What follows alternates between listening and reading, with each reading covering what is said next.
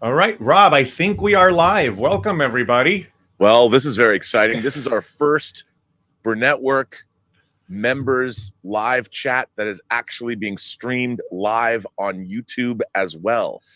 So if you are not a member of the Burnettwork, you can't be here in here live, but you could send super chats and tips to ask members questions if you want. So there you go. And I will be monitoring that. So welcome all of you who are members of the Burnettwork YouTube channel. Thanks for being here. For those of you who might be watching this for the first time, we have these just to get to know one another, just to chat. Mm-hmm. And you can become a member of the Burnettwork for as little as $1 a month if you want. And you can do that on YouTube. That's right. So welcome, everyone. It's good to see you for this pre-Super Bowl chat. I'm waiting. Maybe the Lord of the Rings of Power trailer will drop on YouTube sometime while we're chatting, so we can chat about that. So that would be cool. Awesome. So let's just jump right into it. Sounds good, Rob. I don't know. Is this picking me up here? I don't see myself coming up on screen, so I don't know if for some reason, maybe I have to switch the view here. Let me see. If we go to gallery view, can we see everybody here? I don't know. Well, hey, this is an experiment. It's an experiment. So for some reason, I'm not able to. It's not doing the speaker view only here. So maybe we'll just go to gallery view for now, and I'll try to why not to change it there.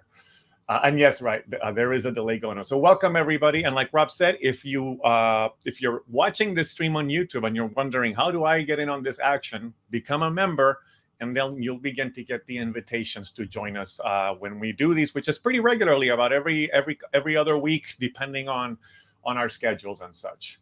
I am not seeing our video though. I'm only seeing the graphic, unless I'm missing something. Well, I'm looking at the studio stream right now, and as far as I can see, folks are able to. Let me see. Maybe the folks. Oh no, we're good. Can tell we are good. I can see us. Okay, yeah. Great. All right. So again, apologies as we kind of muddle through our first live stream here of this. Muddle through it is right. All right. So I'm gonna go by the order. I apologize because, as you know, you guys who have been here before know the order in which people come through in the chat for questions for Rob or for comments for the community here. It's always a little bit messy. So I will do my best to try to keep to the order. But I apologize if you raised your hand and it gets out of order. It's just kind of how the system here works. Damn it!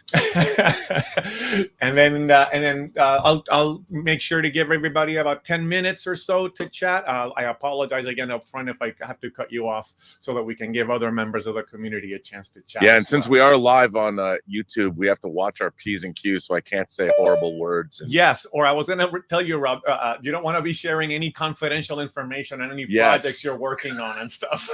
Like I usually do. So be careful. We are live, so you don't want to get into trouble with that. Yeah, I don't want to talk about all the Star Trek Strange New Worlds information I have. No, I don't have exactly. I don't want to talk about that. No, I don't want to do that. All right, so we're gonna kick things off with Joseph Michael. Joseph, you should be able to chat now. If you try to unmute, you should be able to unmute. Hey, Rob. Hello there. Wait, who's talking now? Yeah, it's me, Joe. Joe, how you doing, buddy? I'm doing well. How about you? I'm doing well. Now, who do you think? You got Cincinnati or the Rams? I don't know. I don't watch football. That's okay. So I want to apologize if I asked that question about when you were supposed to be walking your dogs, So, you can ask me anything. I know that. You know what I mean? Like the stream from last night. I obviously I came in late, and I just thought I would, just ask the question. Oh yeah, no, all good, all good. The dogs, I did go and walk the dogs afterwards, though. Excellent. It was good. Okay, now, after this stream is over, will only members be able to access this? No. Watch this. This is absolutely being brought. The only people that can come in here are members. What do you mean? But so only members of this channel can come talk and participate in this live chat right now. Okay. You have to be a member. But what about the video? I mean, afterwards. The video is live. It'll be live on YouTube. It's live on YouTube right now. Yeah, but I mean, like after. Yeah, I mean, it depends if anybody watches it or will make it private. But right now, it's live to YouTube. Everybody can see it. But it'll be recorded, and it'll be part of the recorded shows in Rob's channel. Will you be able to make it private? Yeah, I could. Sure. Are you going to reveal something private? I don't know. Not. But it's. I don't want to be revealing myself too early here. But yeah. Well, then keep it. You might want to err on the side of caution and remember that this is public right now. So yes. Okay. So obviously. So the main thing I want to talk about today is Lightyear. Mm-hmm. I can't wait. Yeah, me neither. It looks so good. Yeah, indeed. And for those of you who don't know what Joe's talking about, Lightyear is the new Pixar movie about the real Buzz Lightyear. Well, the end universe franchise on which this guy is based on. Yes. I come in peace. And so I just got this a few weeks ago. This is the signature collection, and the box is over there. That's really nice from eBay. It is nice, wait, actually, is that old? Is that old from a while ago? Oh no, this is actually from. Is it brand new? From not too long ago. Oh, I want one. You see my spaceship? Now, that's awesome. I also have one from when I was around 7 years old. Shut up, Buzz. Wow, that sounds great. The audio on the Chrome. Awesome. This is the Chrome Buzz I had, since I was around 7 years old. Right. And the battery's dead, and the wings don't really work. Hey, but you still have it. It's pretty dope. Yeah, I like it. I tried replacing the batteries, but the screws got stripped. Oh, that's a bummer. Yeah. No, I think Lightyear looks great. The design work looks great. I mean, it has that. It has a modern yet Flash Gordon kind of a feel. It's very really reminiscent of the Doug, of a lot of the movies that Doug Trouble worked on. Rest in peace. Yeah. Yeah, and it has the opportunity. I feel like it has the opportunity to do something that I don't think is really done with a lot of mainstream feature animation. Right. In terms of the story, the kind of it's really cool science fiction story that's trying to tell. I hope it's PG-13. I hope it's PG-13. Wouldn't that be something? Would that be metal? Well, if it, I mean, I don't know if the subject matter, to me, the rating isn't as important as the story or the, but yeah, I mean, I don't know if they're going to kill people or anything but there are monsters. There are tentacled monsters that look great. Yep. So I'm in. Yeah. And now there is it's very possible. It is very likely that it will be a theatrical release. For two reasons. One, it will be releasing on the same time that the Obi-Wan Kenobi show is being broadcast on Disney Plus. It is running on Disney Plus. And two, it was being promoted on the IMAX social media accounts of IMAX. So it's very likely that it will stay theatrical. Yeah. I hope so. I mean, we keep talking, and John on the John Campea show has heard more about.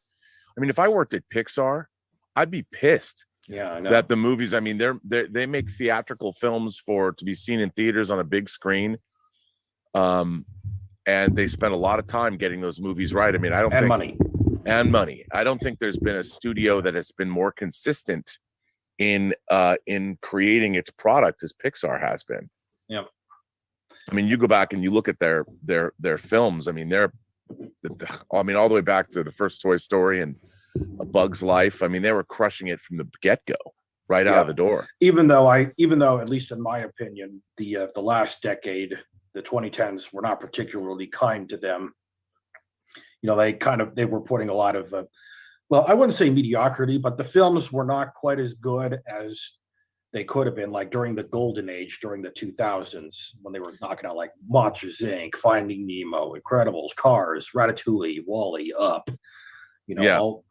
But they did the- try some interesting things. I Yeah. mean, I loved Coco, and not as much as Encanto. I haven't seen Encanto yet, but Yes. I did love Coco, and I really like Soul a lot. And Onward. Yeah, it was all right. And then what was Inside Out? What's the one with the different? Yes, Inside Out. Yeah, Inside. I like that. Yeah. So different And of course- kinds of things. And of course, Turning Red looks incredible. It looks incredible, and why they would put that? Like, I would want to see that.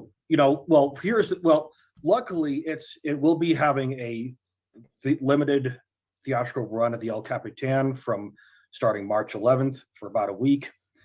Thank God. I think the big reason they're doing this is to make sure that it qualifies for the Academy Awards. Of course, and they did the exact same thing with Luca. I actually went to one of those showings for that week, and I plan to be in LA that weekend, on the weekend of March 11th, to see Turning Red a few times at El Cap. Yeah. And No, I don't know for sure. Yeah. I'm not sure I can bring myself to watch it on Disney Plus, at least until get the physical release. Luckily, with Soul and Luca, that were also sent straight to Disney Plus. They were also released on 4K Blu-ray, and of course I have those in my collection. So yeah, at least they're not skipped. Which I think is because I think part of it is because one, it's Pixar, they're important, and two, also because of the money aspect, because of how much they cost, which is another reason why these films, even though they're in Disney, they are released in theaters in territories where Disney Plus is not yet available. Yeah. I mean, I just think that it's been a mistake. I mean, Warner Brothers did not have great success releasing their films both day and date on HBO Max and in the theaters. Yeah. And I can't imagine. I mean, while they've made some money, I can't imagine. I mean, they're not leaving a ton of money on the table. Yeah, by not releasing Seeing Red. Plus, that movie just looks delightful. Domichi is such a brilliant young creative mind. Yeah. And so it's only at the El Capitan. I mean, I'd want to go see it there. I just those seats, man. They need to put new seats in the El Capitan. Yeah, they're okay. It's too close together. Yeah, and they could also work on the acoustics as well. But it's a nice experience. You're not bombarded with pandering pre-show commercials and with car insurance and I very much appreciate that. Yeah, me too. Yeah. That's good stuff. Yes, indeed. Turning Red is actually somewhat of a period piece. It actually takes place in 2000 during 2002. Oh, I didn't know that. Yeah. It's a 20-year-old period piece about the early aughts. Yes. Yeah. Yeah. And the main character is 13 years old. And it's roughly around, which is basically around the time that Domichi was growing up. It's somewhat similar autobiographical, which is why it's also set in Canada, because she grew up in Canada. Right. Well, that's cool. I didn't know that. And I wonder if they're going to use like period correct music. Well, we heard Backstreet Boys and NSYNC in the trailers. Yeah, that's what I'm saying. Are we going to have a lot of that? Well, I think Billie Eilish and Phineas O'Connell are actually contributing some songs for the movie. It's not a musical, but they're a bit. But May and her friend, the protagonist, May and her group of friends, are big fans of this fictional boy band called Four Town. Oh, and that's what the songs are going to be for, and it's going to be interesting. I also connect with it somewhat because I was also 13 years old around that time in 2002. We were both born in 1989. So So there's a bit of a connection there. Yeah, That's what I like. I'm just looking at the top 100 songs of 2002. The number one was "How You Remind Me" by Nickelback, and then you've got Hero. Don't forget Hero. Yeah, there's there's a lot. Usher's "You Got It Bad," Avril Lavigne's "Complicated," Ja Rule featuring Ashanti, "Always on Time." I mean, this could be a great soundtrack. Yep. A lot of Usher on this list. A lot of P. Diddy. Pretty good. All right, I think we're just about run out of time here, Rob. So we're gonna have to pass it on to Jeff Bingham here, who's coming up next. So let me go ahead and get Jeff. Thank you so much, Joseph, for your comment. This is good. We're being broadcast full frame, so when you talk, you become full frame in the live stream.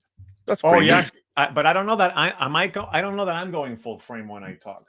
I can't tell because it's delayed. Yeah, for some reason I'm not, but I think our participants are, and that's what matters. So that's right. Jeff, you should be able to unmute now. Can you check already have? All right, welcome, Jeff. Hello, Jeff. How are you? Doing all right. Not really rooting for either team this Super Bowl, which is after being in Boston during the time when the Patriots were undefeated for the season and then they lost the Super Bowl to the Giants, that still left a mark on me. So it's good to not be invested in either team. Stress-free Super Bowls from here on out. Oh, that's good. That's good. Yeah. So we're just ordering some pizza and relaxing. So no big. Nice. Yeah. So I got into Reacher this past week. And I dug it. I really dug it. Did you watch the whole thing? Yeah, I binged the whole thing. And I hadn't read the novels. I was familiar with the movies. The first Tom Cruise movie was fine and entertaining. Didn't care for the second one. I wasn't really versed into the whole thing about his physique. Right. But it caught my eye. But the series caught my eye because I see the production promotional stills of Alan Richardson as Reacher, and like, oh yeah, okay, I see that people could like him. And also, did you see that interview of Alan Richardson where he spoke about how much he hated working on the Turtles movies? Yes. Yeah. So I'd really been rooting for him to get like a big break after seeing that interview. Yeah. No, he comes off. I've watched a couple interviews with him now. He seems like a really likable guy, and I love the fact that he said that when he got the news that he got the part as Reacher, he was like, "Oh, well, I was in my cabin." So I just did. Yeah. I like to believe that he's like a mountain man, like in Rocky IV. To work out, he's hauling around like giant tree stumps in the snow, and then he gets the phone call because that guy, what a physique he created for himself before he did that show. I mean, that guy's a monster. Yeah.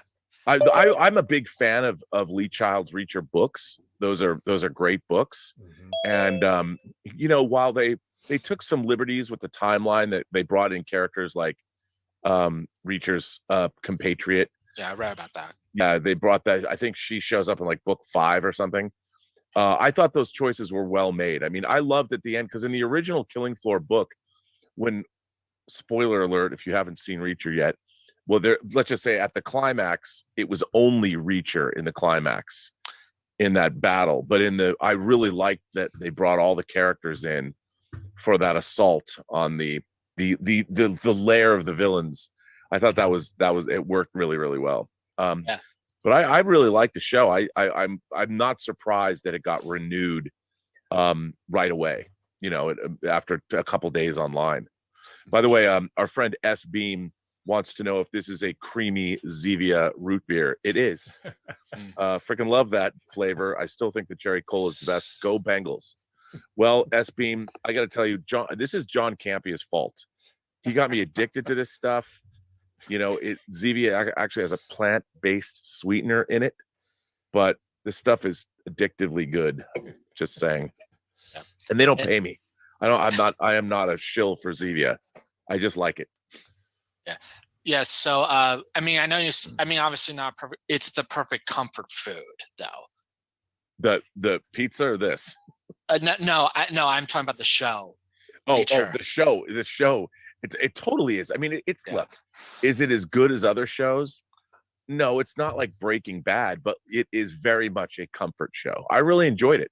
Yeah. A lot of people die, which I liked, and it was just good. It was well made. Yeah.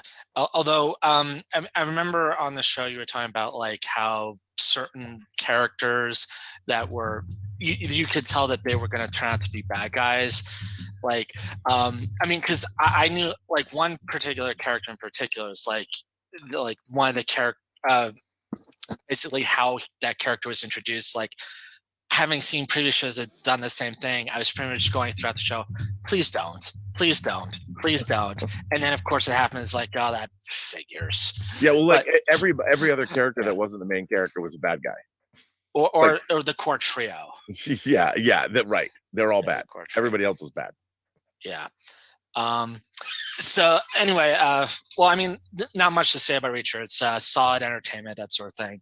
I was thinking about, on the show, people love to give you a hard time about they claim they like the new Star Trek and what J.J. Abrams did, and yeah, I know. What I will say, shamefully, is that first time I saw Star Trek 09, I got quote unquote generic entertainment value out of it. Sure, I agree with you. I agree.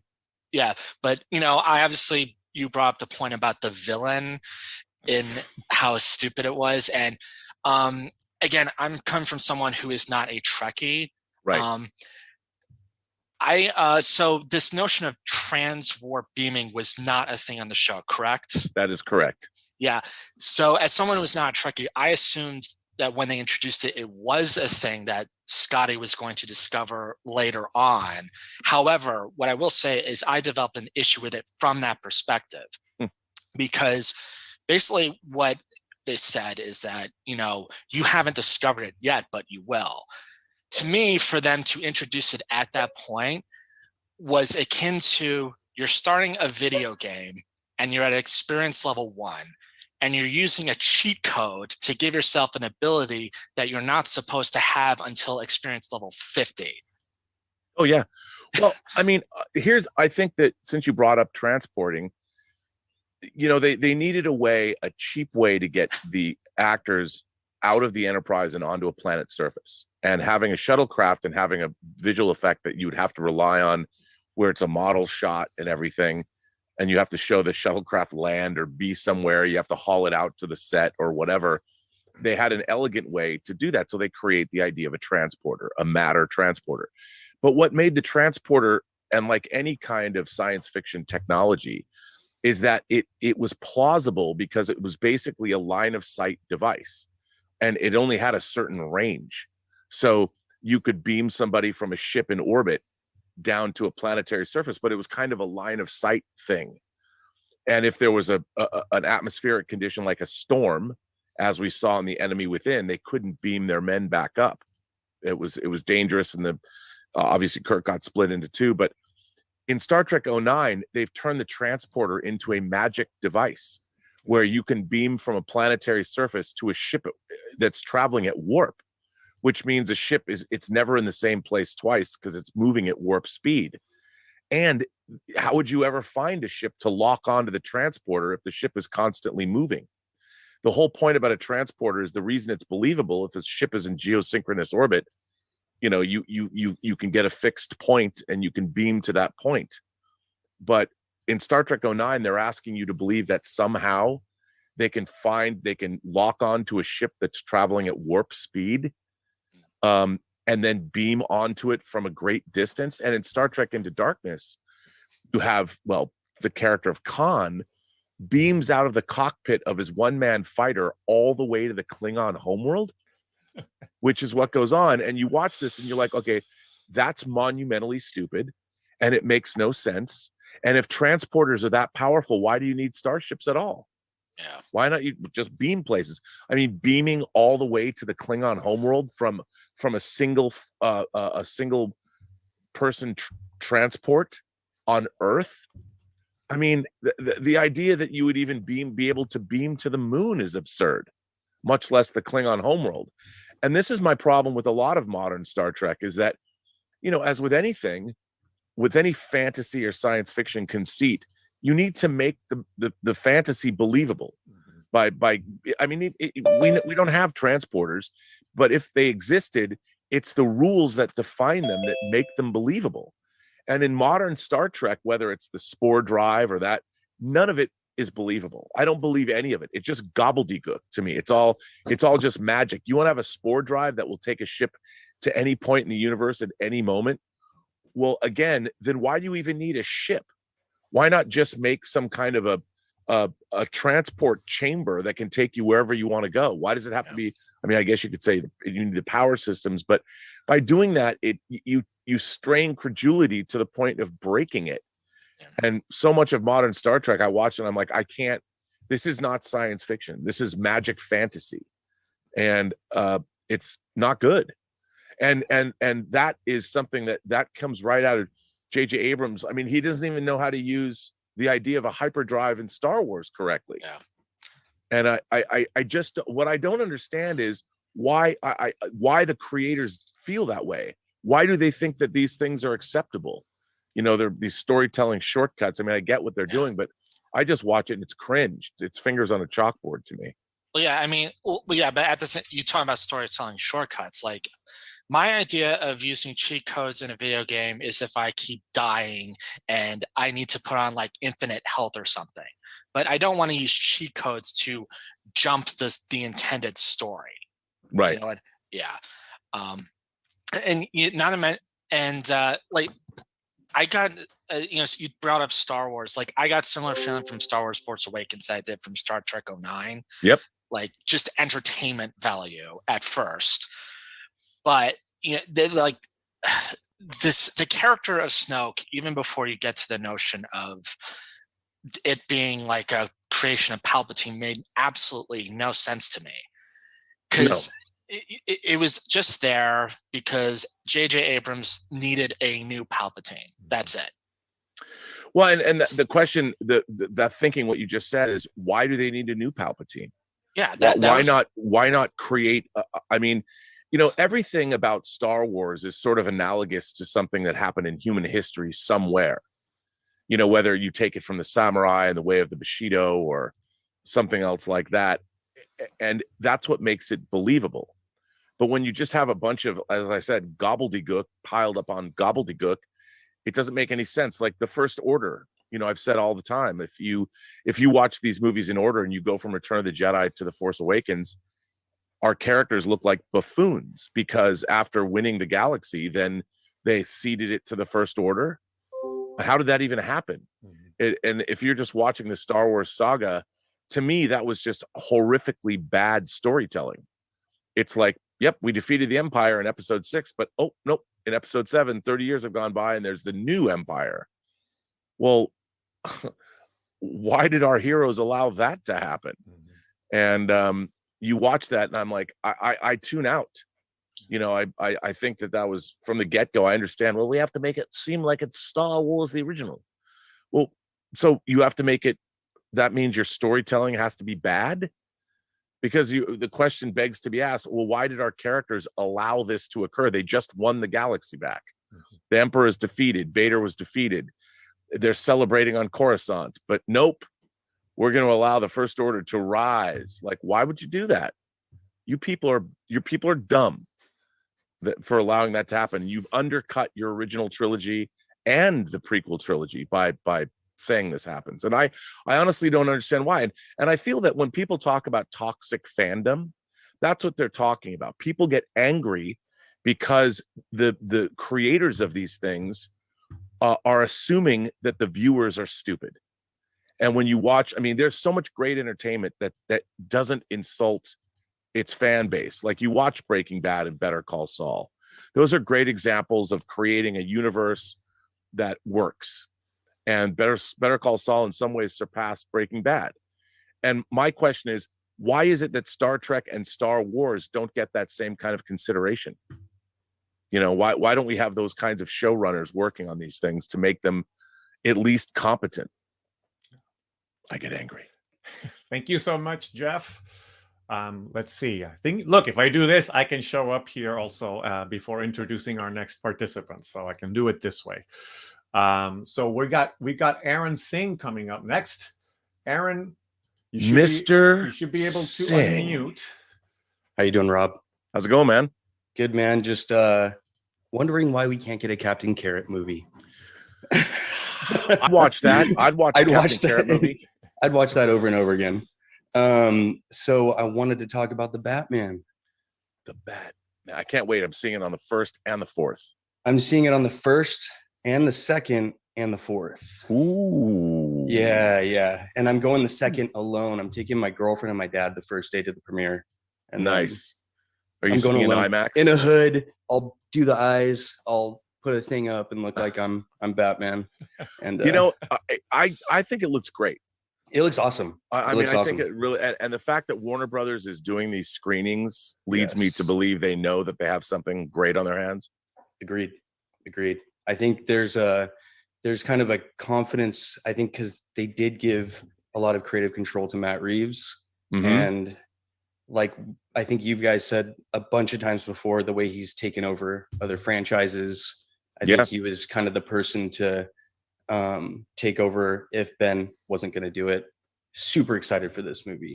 I mean, it looks to me like a combination of Heat and Seven. Yeah. I'm like, No, totally. I'm in, man. Count me in.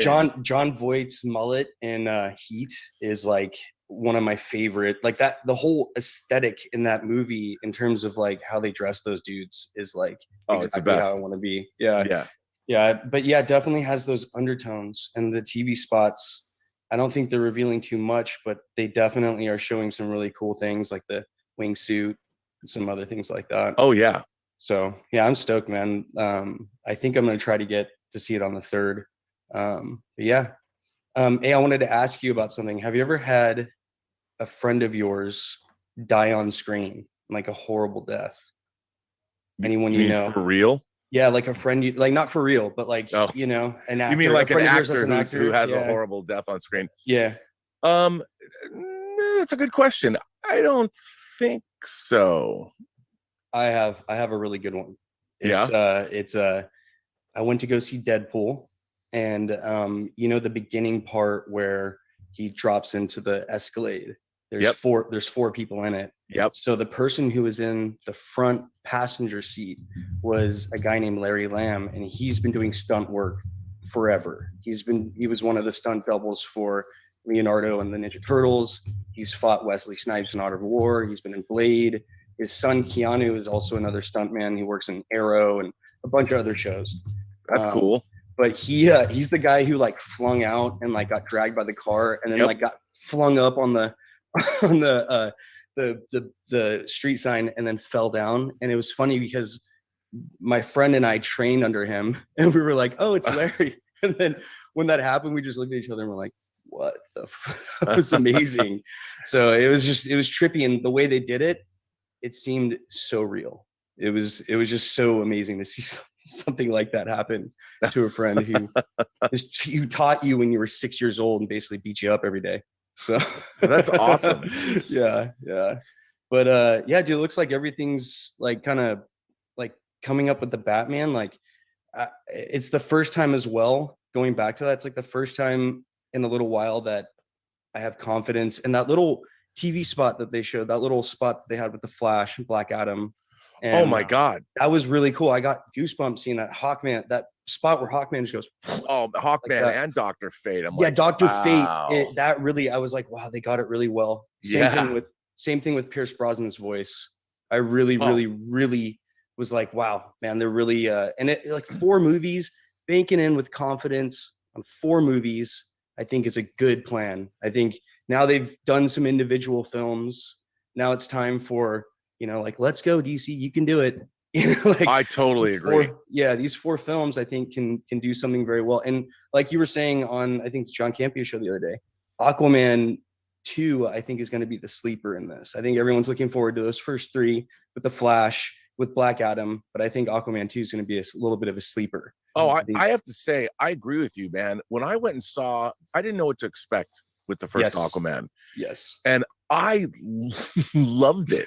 I mean, it was so bonkers, and I didn't realize it was going to be a total fantasy fest that leaned heavily into like when the battle at the end, when there's dudes on seahorses and armored sharks and they're fighting. Yeah.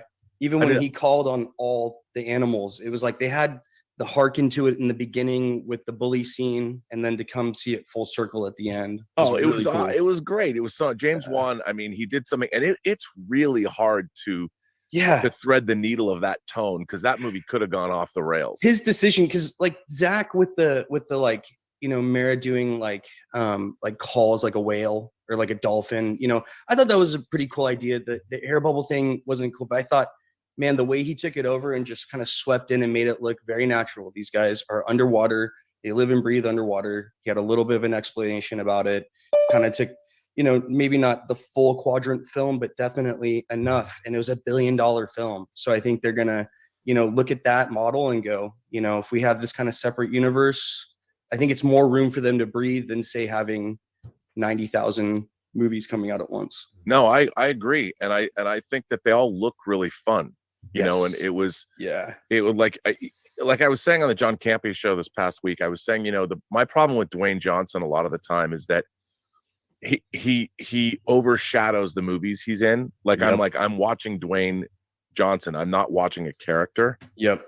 But because in my mind he looks so much like an Alex Ross Black Adam, it looks like this is finally a character where he will be he will inhabit the role as opposed to just being Dwayne Johnson in a new role. I think the physique fills that too. I think people are like, if you look at his physique, it's all of it. And, you know, maybe he doesn't have to be the most stupendous actor.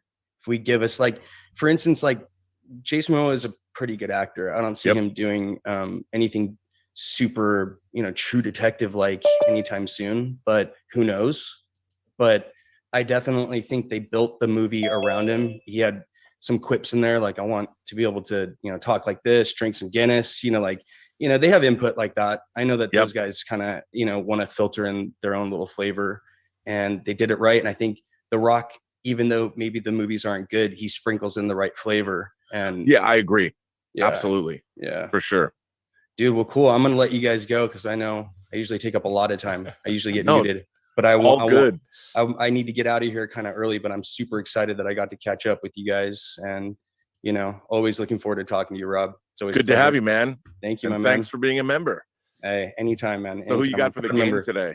I'm actually not going to watch the game, but because there were UFC fights last night. You know that I'm a former fighter, so like, I that's all I needed. So today it's just a watch along. Maybe I'll watch something else like a Steven Seagal movie and be like reckless. So, above the law. Above the law. That would be a good one. Above the law. All right, guys. Good to see you. Thanks, Roberto. See you, Aaron. Thank you so much for coming. No problem, brother.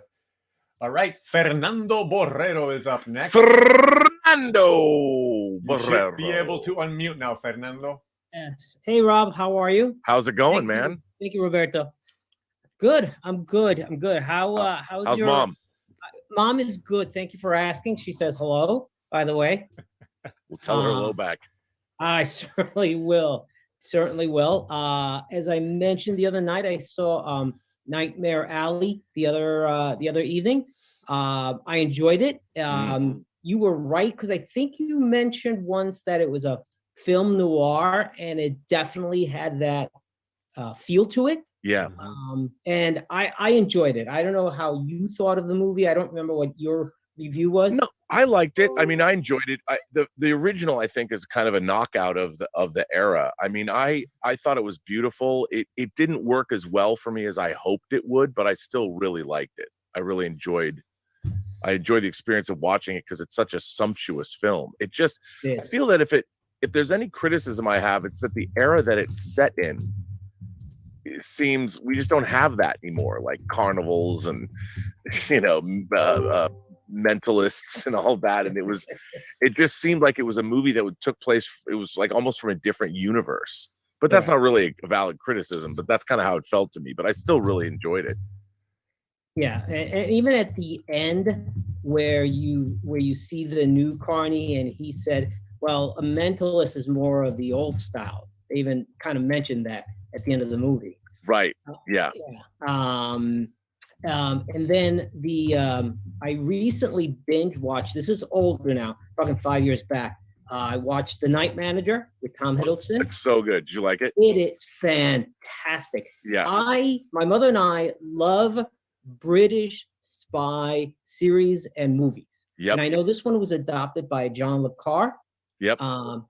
And we just love. I don't know why British, but the British do a really good job with spy movies. They just like Bodyguard, another favorite. Bodyguard was that's the thing that convinced me that Richard Madden could play James Bond.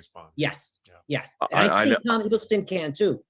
Oh, yes, absolutely. And it's like The Night Manager is Hiddleston's audition for Bond, and Bodyguard is Richard Madden's audition for Bond. Absolutely. What other British or spy movies would you recommend that maybe I haven't seen? Have you seen it in Britain? It's called Spooks, but in America it's called MI5. Have you watched this show? No, I haven't. Okay, it's a series. It's a series, but it started out as there's 6 episodes. It's about MI5. Okay, and it's really good. Right. I loved it, and the thing about the show is you never know the main characters. I don't want to say anything, but no one is safe in that show. And it was I think the first season's only 6 episodes, and it ran 10 seasons. Oh wow! It's really, really good.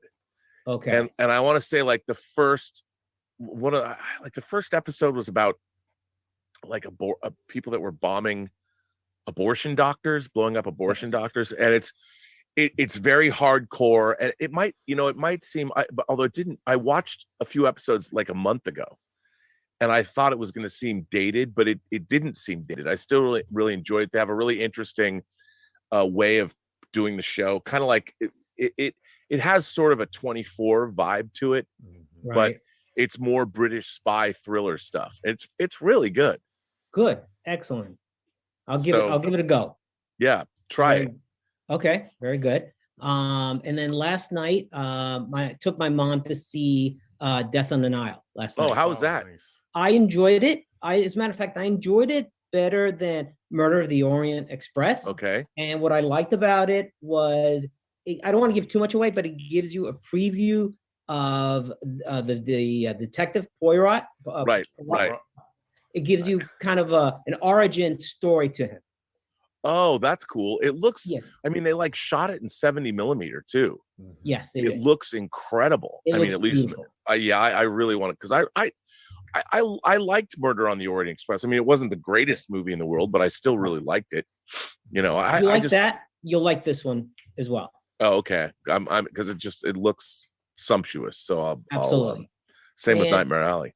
Yes. And what was your feeling on season 2 of The Witcher? I just finished watching that as well. I have not watched that yet. Okay. I haven't watched it yet. I season 1 I liked, but I didn't love it. Right. But I will get around to it. I just haven't watched it yet. The last thing I finished was Reacher. Okay. Which I really liked. Yep. Very good. So, I won't keep you too long because I know you got people waiting. But I wanted an opportunity to say hello. Oh, it's always good to see you. Good to hear from you. Absolutely. By the way, that Marvel Encyclopedia is awesome. Oh, I'm glad you enjoyed it. It's awesome. And I got to tell you, Robert, watching your show keeps me going with my, as I was talking to Alex as well, lately with my medical issue and everything, you get your down days, but watching your show just keeps me going. And at the same time, I feel like, unlike other shows, there is an intellectual level to your show that I enjoy. And I appreciate that. Like I've always said to you, Rob, I always want to feel like I'm learning something. And when I watch a show, I'm always learning something, whether it's you or the viewers. Somebody's always mentioning something that I'm like, ooh, that's good to know. That's the best compliment, you can give, because I think that, because I like to watch a lot of YouTube as well. And I don't like it when like you, I want to learn something. I want to feel like I'm participating in some kind of a discussion that's worthwhile. Absolutely. And sometimes, like Tom, I read Tom Jr. Jackson's letter last night. I almost teared up. I've actually cried once. I don't know if you were watching, but I did. It was just a letter, a heartfelt letter that made me absolutely cry on the air. And I'm like, I wasn't expecting that. So I like hearing. I try and keep the level of discourse high, unless I'm talking about Star Trek Discovery, which I always feel I have to feel good for. because and just look at your audience. I mean, the people that you spawned on and encouraged, like RM and other people who have opened up their own channel. Yeah, I think that goes back to you and the influence you have on people. So. Well, it's good. I mean, I love seeing people. It's funny because people have asked me, well, do you not like it when people start their own YouTube channels? I'm like, no, I think it's great. Everybody should start their own YouTube channels. Yeah, I mean, it's like, I don't see it as competition. I just see it as more, if I like people and they have their own YouTube channels, it's hard to keep a YouTube channel going. Yeah. Right. So I like it. You know, the more the merrier. Absolutely. So, yeah. So, and by the way, I'm rooting for Cincinnati, but I think LA is going to win. Yeah, I mean, LA's got overwhelming force, but the fact that Cincinnati even got here, like, obviously being an LA citizen, I would love to see the Rams win, especially in SoFi Stadium. But from a storytelling standpoint, if the Bengals win, that's a hell of a story. Yeah.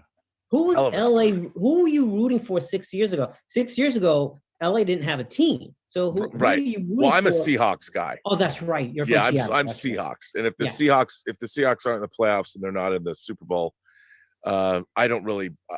I'll pick one of the two teams. But it's kind of fun to have LA back here because, like, my friend Tom Bateman and his brother, they've been very active in getting the Rams back to LA and the stadium and all that. And so I love that for them.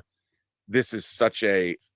It's so meaningful to a lot of people that not only is LA back, the Rams back to LA, but that the Super Bowl is being played in the stadium and they're in the Super Bowl. That's incredible. Yeah, it's pretty neat. And I'm envious of your weather right now. I got to tell you, man, it is. I'm sitting in here. It's summer. It is summer here right now in Pasadena. It's 84 degrees. Yeah. Right now, I got snow in New York. Well, there's the National Weather Service says there's a heat advisory for Los Angeles County. Wow. And it's crazy because it's going to be 79 on Monday, but then it's going to be 59 on Tuesday. What? Oh my goodness. And rain. Crazy. Oh my goodness. Yeah, it's what a wacky. I mean, living in Los Angeles is always an adventure. But having a February like this is then it's going to be in the 70s and it drops back down into the 60s. But usually it's cold in February. Right. And then in March we start to come out of it. But March is the end of by the time you get to March here, there's no more winter. So this is the end of winter early. Because I like it when it's cold here. It's nice. Really? It's not cold enough though. No. You may get it next week. So yeah. But good luck with the continued moving, Rob. I know you're having some issues with that. So yeah, we're working on it. There's always an issue, but things are looking up. I mean, I'll know tomorrow if we have yet another thing that we have to surmount, but we'll see. Good luck. All right. Well, thank you. It's gonna be fun to move, though. I will have fun setting up the new Robservatory. There you go. Which isn't. I'm just going to put it back the way because I was in the middle of moving this, and then we found out we were going to have to leave. So I'm going to put it back because I've got new lights that I've never used, and that's nice. Okay. Yeah, very good. Very good. Thank you, Rob. All right, Fernando, it's good to see you. Hey, Fernando. By the way, I wanted to let you know you were talking about spy thrillers earlier. Another actor that I think is kind of a dark horse for James Bond, right? Dominic Cooper. He was in a movie or a miniseries called The Man Who Would Be Bond, where he played Ian Fleming. Yeah, and I could definitely see him doing that. Yes, and he was in the Marvel cinematic universe. He's been in Marvel, right. So I don't know if he's already a little bit too overexposed, but he's definitely kind of a dark horse. And then Interesting. as far as a series, it's not a spy series, but I've really been enjoying it. It's a BBC police series called Line of Duty, and it's on Hulu. Right. Yeah. It is fantastic, and it's kind of an internal affairs type of story Yeah. in the British police force. Highly recommended. It's very, very good. Thank you. Appreciate it. I'll give that a try. Thank you. Sounds good. Good to see you, Fernando. You too. Appreciate And then we've got Joey Hamilton coming up. Let me, Joey, you should be able to unmute now. Mr. Burnett. Hello, sir. It looks like you have Cyclops from the X-Men glasses on. That you're wearing your ruby quartz glasses to stop your optic blasts from destroying the wall opposite you. I'd say it's the opposite because it's preventing the blue light from giving me headaches. Sorry about the bills. Sorry about that. You know, we did all we could. I did all I could. I was Josh, thinking about you. I was thinking about you when the bills went down. I had friends just text me like, dude, well, at first I don't know if you saw it, but at first people were texting me condolences because we blew the lead with a minute left. And then we go down the field and we score with 13 seconds left. So everyone's like, oh, never mind. Congratulations. And then just silence. It was a good game, though. I hear it was one of the best. I was too busy bawling my eyes out. But I will. It's one of the few games that I can go back and watch highlights of without just being miserable because it was so good. But yeah, I suppose I'm rooting for the Rams because my dad and I have this thing. Since the Bills have never won the Super Bowl, we don't root for any teams that have never won to win because it makes it less prestigious when the Bills win. So there's only 12 teams left that have never won. So we want to keep it at 12 until we finally bring the Super Bowl back to Buffalo. But it might be a few years. Might never happen. Well, my condolences. Hey, at least you guys made it in the playoffs this year. We'll be back. We'll be back every year. I've been sending you letters about Boba Fett, which I won't dignify by discussing right now due to how it ended. But I don't want to act like I'm completely absolved of being affected by emotion. You know, when you see things that are member berries and nostalgia. Sure. But when I'm writing a letter like that, I try to like just separate, you know, like in the storytelling level. So like No Way Home, I enjoyed on, you know, a certain level. Just yeah, sure. Mainly because of the interplay of the, you know, when they brought the three Spider-Man back. By the way, I thought of this after because you've talked about your sister, your biological sister, right? Right. That you didn't know existed for like almost till you were 30. I was 29. So you've talked about that. Did you think about that when you're watching the scene? Because it was basically for these characters, it was like they're meeting a brother they didn't know existed. I absolutely thought about that. You know, when they talked about that, and it was it's a really bizarre, because you know, in our society, people are very caught up about bloodlines and having sisters or brothers or siblings. And I was curious because finding out when I was 20. So for those of you who might not know, when I was adopted, I knew I was adopted. I never knew a time when I didn't know I was adopted. I knew I was adopted. I had no interest in looking for my biological family. And my parents adopted another, because my mom couldn't have children. I had a sister an adoptive sister who's 2 years younger than me, Susie. So I grew up, you know, with a sister, and I never cared. It never occurred to me. And when I was growing up, like, girlfriends would always go, well, don't you want to know who your real parents are? And I'm like, I know who my real parents are. I've lived with them since I was a week old. And they'd be like, you know. And I'm like, I know what you mean, but I would say, no, I really don't care. And I really didn't. And people were always asking me this. However, when it was presented to me that I had a 14-month younger, 100% biological sister, I was like, really? And then since she found me, and since I didn't have to do anything, then all of these questions arose. I'm like, I wonder if we're in the same room together, or we're in, do we have Wonder Twin powers? Like, will I know if our hands touch? Am I going to feel some blood boil or something going to? No, it didn't. Nothing happened. But it was a funny thing. But what was really interesting was that when I met my sister, she's really cute. She's very attractive. And the funny thing was, it was hard for me to reconcile. Like, I didn't know her. I tell people this, like, oh, gross, she's your sister. I'm like, yeah, but I didn't know this person. When I walked off the plane, I was wondering, I'm like, I wonder if there'll be some weird sense memory. And there wasn't. And she had known that I existed since she was 16 years old. And I didn't even know she existed. Like, and my parents would know because she was born after me. And it was weird. The question I had was, why didn't my biological mother then ask my parents that adopted me if they want to adopt another child?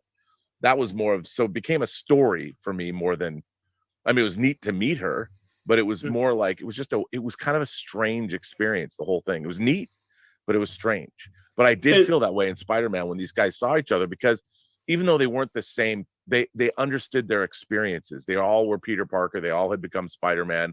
So they were the only three people on the planet that would ever, in the universe, that would understand what they've been going through. So it was basically like meeting a stranger, you said? Yeah, even though we had some similarities, maybe a little bit of personality, but she's very different than I am. Were you a bit more at ease though? You know, like it was just kind of more comfortable than you would be with a person you had never met? Yes, because there was a level of comfort there, and the fact that she found me. I mean, I can't even imagine knowing you had 100% biological sibling and not knowing that they were out there somewhere, and having all those questions and things. I mean, it was, but yeah, there was a level of comfort there.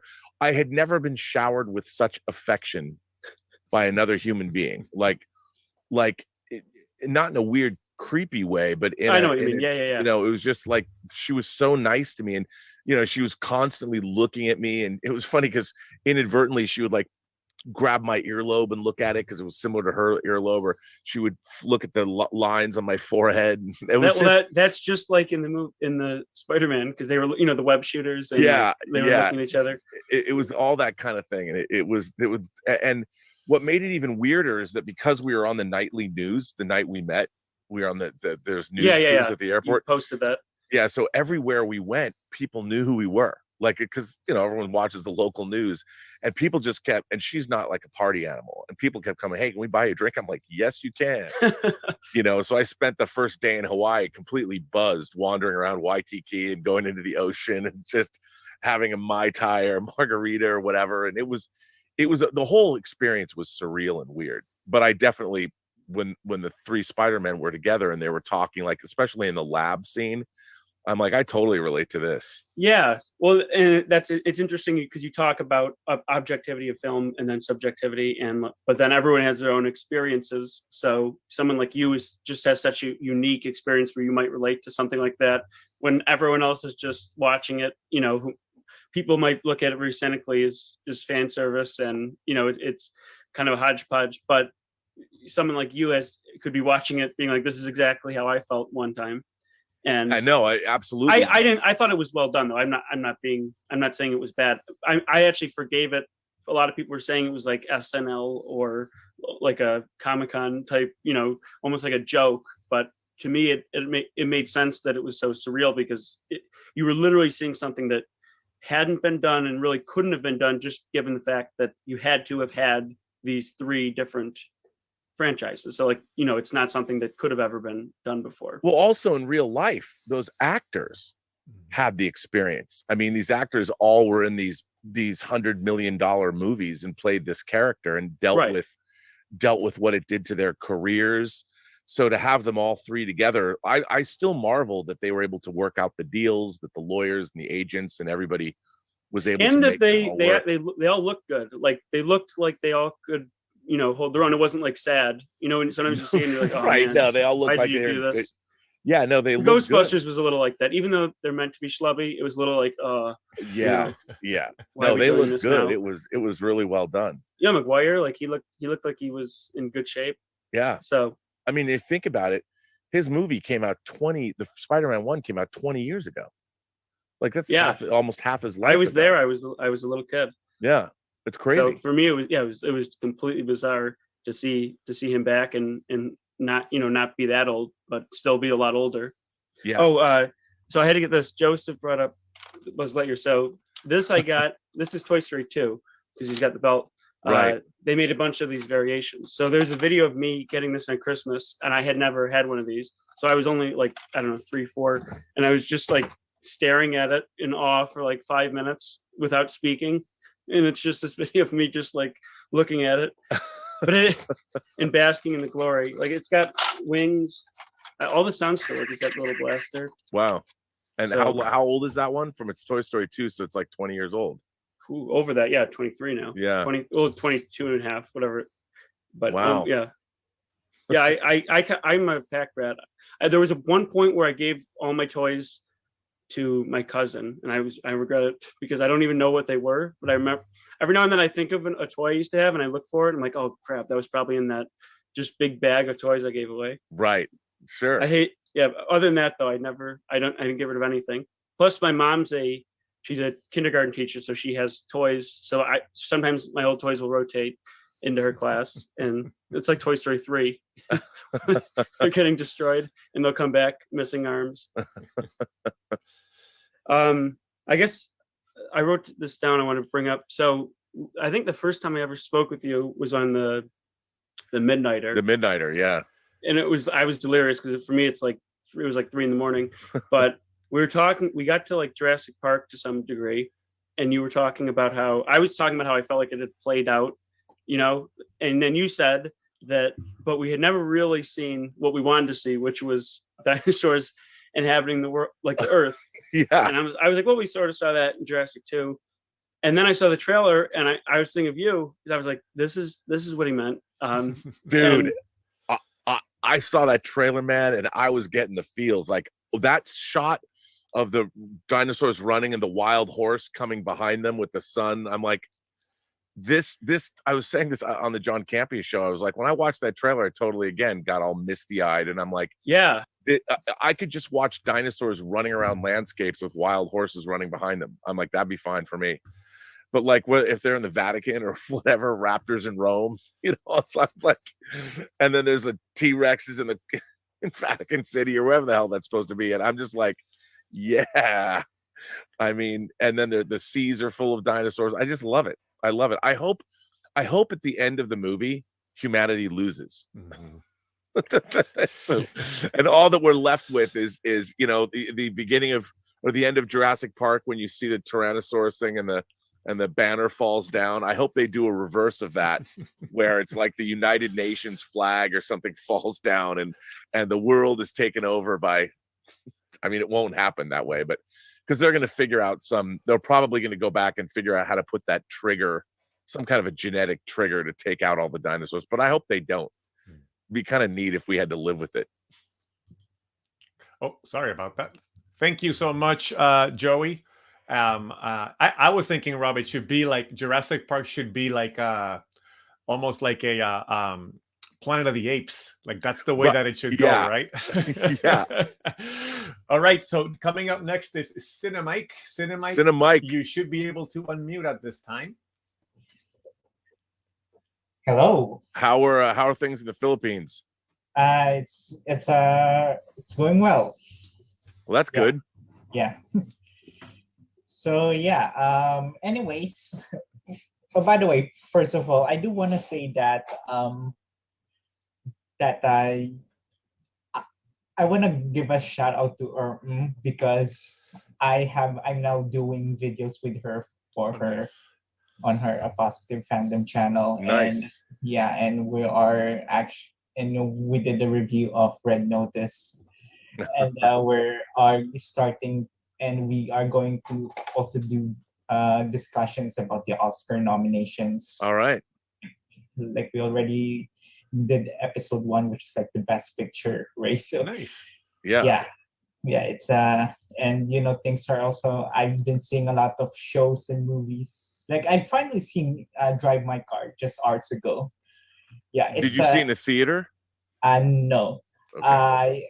Yeah, I finally watched Drive My Car. It's a great film. Like it's now my favorite film of 2021, if you ask me. Oh wow, okay. I I am dying to see it. I Dying to mean, see it. it's a 3-hour film, yes, but for me, time flew by. It didn't feel slow or boring or anything like that. I thought the pacing was great. I didn't feel like a minute was wasted, or they set it up pretty well. And I love that the opening credits didn't roll until 40 minutes into the movie. I didn't know love that. Yeah, 40 minutes, that is where the opening credits of the movie started. So I just love that. And I also finished watching the Netflix miniseries Inventing Anna.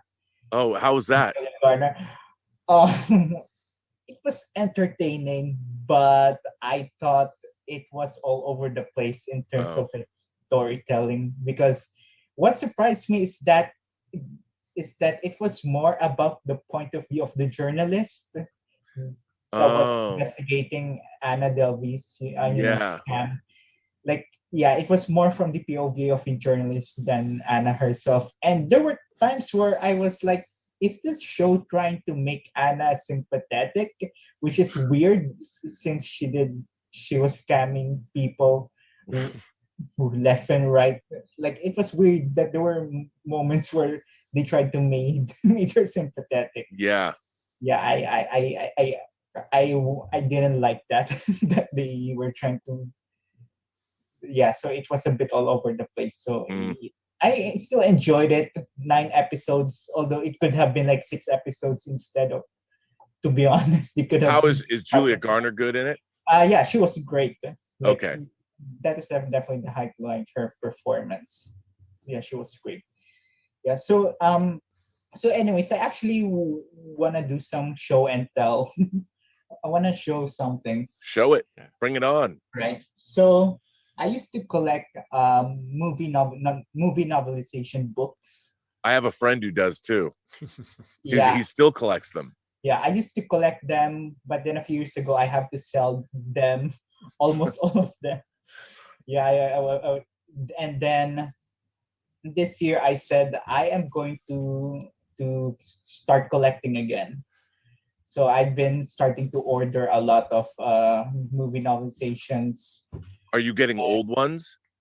Yes. Okay. Yes. Yeah. Yeah. So, and there's a lot that are also on their way, but I'm going to show what I have here so far. Nice. Yeah. And yeah, my friend Dave Hargrove's been collecting. He's got some crazy ones. Yeah, I love movie novelizations, although it is unfortunate that nowadays it's like a lost art. Mm-hmm. Like there's not much. No. And I liked it too because a lot of the time the authors were working off earlier drafts of scripts. So there's stuff that happens in the books that don't, like if you read the novelization for Raiders of the Lost Ark, the whole battle between the swordsman and Indiana Jones happens. Mm-hmm. But in the movie, he just shoots the swordsman. Yeah. But in the book, it's like a 4-page long battle. Yeah, there are more details in the novelizations usually. Yeah, and it's fortunate that there's not many nowadays. Like imagine like a Knives Out novelization. No. Anyways, here's some that I have so far. I have Once Upon a Time in Hollywood, of course. Yeah, that's new. That's where I read that. That's actually really good. Yeah, I love that Tarantino went more detailed about like what is like Brad Pitt's character. Oh yeah, movies and favorite. Then I also have the original Star Wars. Yeah. Nice. Yeah, that looks like it's vintage. Yeah. Then I also have Empire. Well, although the condition is it's not great. Yeah, no, but still, I bought that book the week it came out. Mm-hmm. Wow. Yeah. Yep, that's how old I am. Have this is my favorite Batman movie, actually, Batman Returns. Yes. Wow, who wrote that novelization? Craig Shaw Gardner. Oh, okay. He also did the first Batman, I believe. Yeah. Then this one, I actually didn't know that this has a novelization until when I was scrolling in the internet and I saw this listing. but Fatal Attraction. Wow, I didn't know that had a novel. Who wrote that novelization? H.B. Gilmore. Yeah, I'm always surprised when somebody I recognize has written a movie novelization. Yeah, That's so I funny. also didn't know that. I wonder, that would be one because they changed the ending of Fatal Attraction. So I'd be curious in the book if it ends with the original ending. Yeah, I haven't checked it. Or Michael Douglas gets taken away. Yeah, in the original ending of the movie. Yeah, then I also have Rogue One. Oh, nice. Then the next one are actually these are the junior novelizations now. So I have Mr. Bean's Holiday. Sure, why not? Yeah, I have Space Jam. What, they made a novelization of Space Jam? Yeah. And wow. And the funny thing is that so in the middle there are the photos from the movies, as they say, but when I look, they're really not photos. They're more like illustrations. Yeah. like this one page. This is not really in the movie. Right. So yeah, but then I also have the Flintstones in Viva Rock Vegas. Oh my God. That's a pretty eclectic mix of novelizations. And then this one is the live action Scooby-Doo movie, which is, by the way, written by James Gunn. Yeah. Yeah, he wrote the movie. And when I got this, I was thinking, like, imagine if James Gunn himself directed the Scooby-Doo movie. Oh, I would go see that. Yeah, it would be definitely way better. Then I also have The Adventures of Rocky and Bullwinkle. Wow. Yeah, and here's the surprising thing that I discovered when I got this, and I didn't know this. I didn't realize this until when I got this. But this movie is written by Kenneth Lonergan. No. Yes. You're kidding. Manchester by the Sea. Yeah. Yeah, who is an Oscar-winning screenwriter. I did not. Wow. Well, Kenneth's got to pay the bills, I guess. Wow. It says here, written based on the screenplay written. Kenneth Lonergan wrote Rocky and Bull. That's hysterical. Yeah. Now I kind of want to see the movie. I never saw that. Now I'm gonna want to go back and watch it. It's a good, movie trivia question. Which Oscar screenwriter? Wow. On the movie trivia schmodown, that would be a great question. Would be a good question. Yeah. Then I also have Captain America: Civil War. Oh, there you go. Although the interesting thing here is that it's not detailed, like the airport battle scene is not like it passed. Right. It's really a junior. And they fight. They really cut it out. Then B movie, which I actually like this film. Wow, that's an eclectic bunch of movie novelizations. Yeah. Then I have Rugrats in Paris. Oh my God. Wow. Yeah, and the funny thing, what I love about Rugrats in Paris is that the beginning of this movie, I don't know if some of you have seen Rugrats in Paris in the movie, but the beginning of this scene is a parody of the opening scene of The Godfather. Oh, I didn't know that. Yeah, which I believe in the Rugrats. Yeah, like it's those babies, they were doing The Godfather. I find it weird that they were allowed to parody The Godfather. That's funny. Yeah. But yeah, those are my collections so far as I am rebuilding, but there's so many on the way. Yeah, I mean, my friend Dave has hundreds going back to like the 50s and 60s. Incredible. I'm like, I can't believe they made a novelization of that, but they used to do those a lot. Like even the novelizations of the Star Trek movies, like the Star Trek, the motion picture novelization is bonkers. Roddenberry himself wrote it. He got paid $400,000 to write it. And it is uncut Gene Roddenberry. So if you want to read it's actually a really great novelization. Read the novelization for Star Trek: The Motion Picture, and then Vonda McIntyre's novelizations for Star Trek 2 and Search for Spock are really good too. Yeah, thanks, Cinemike.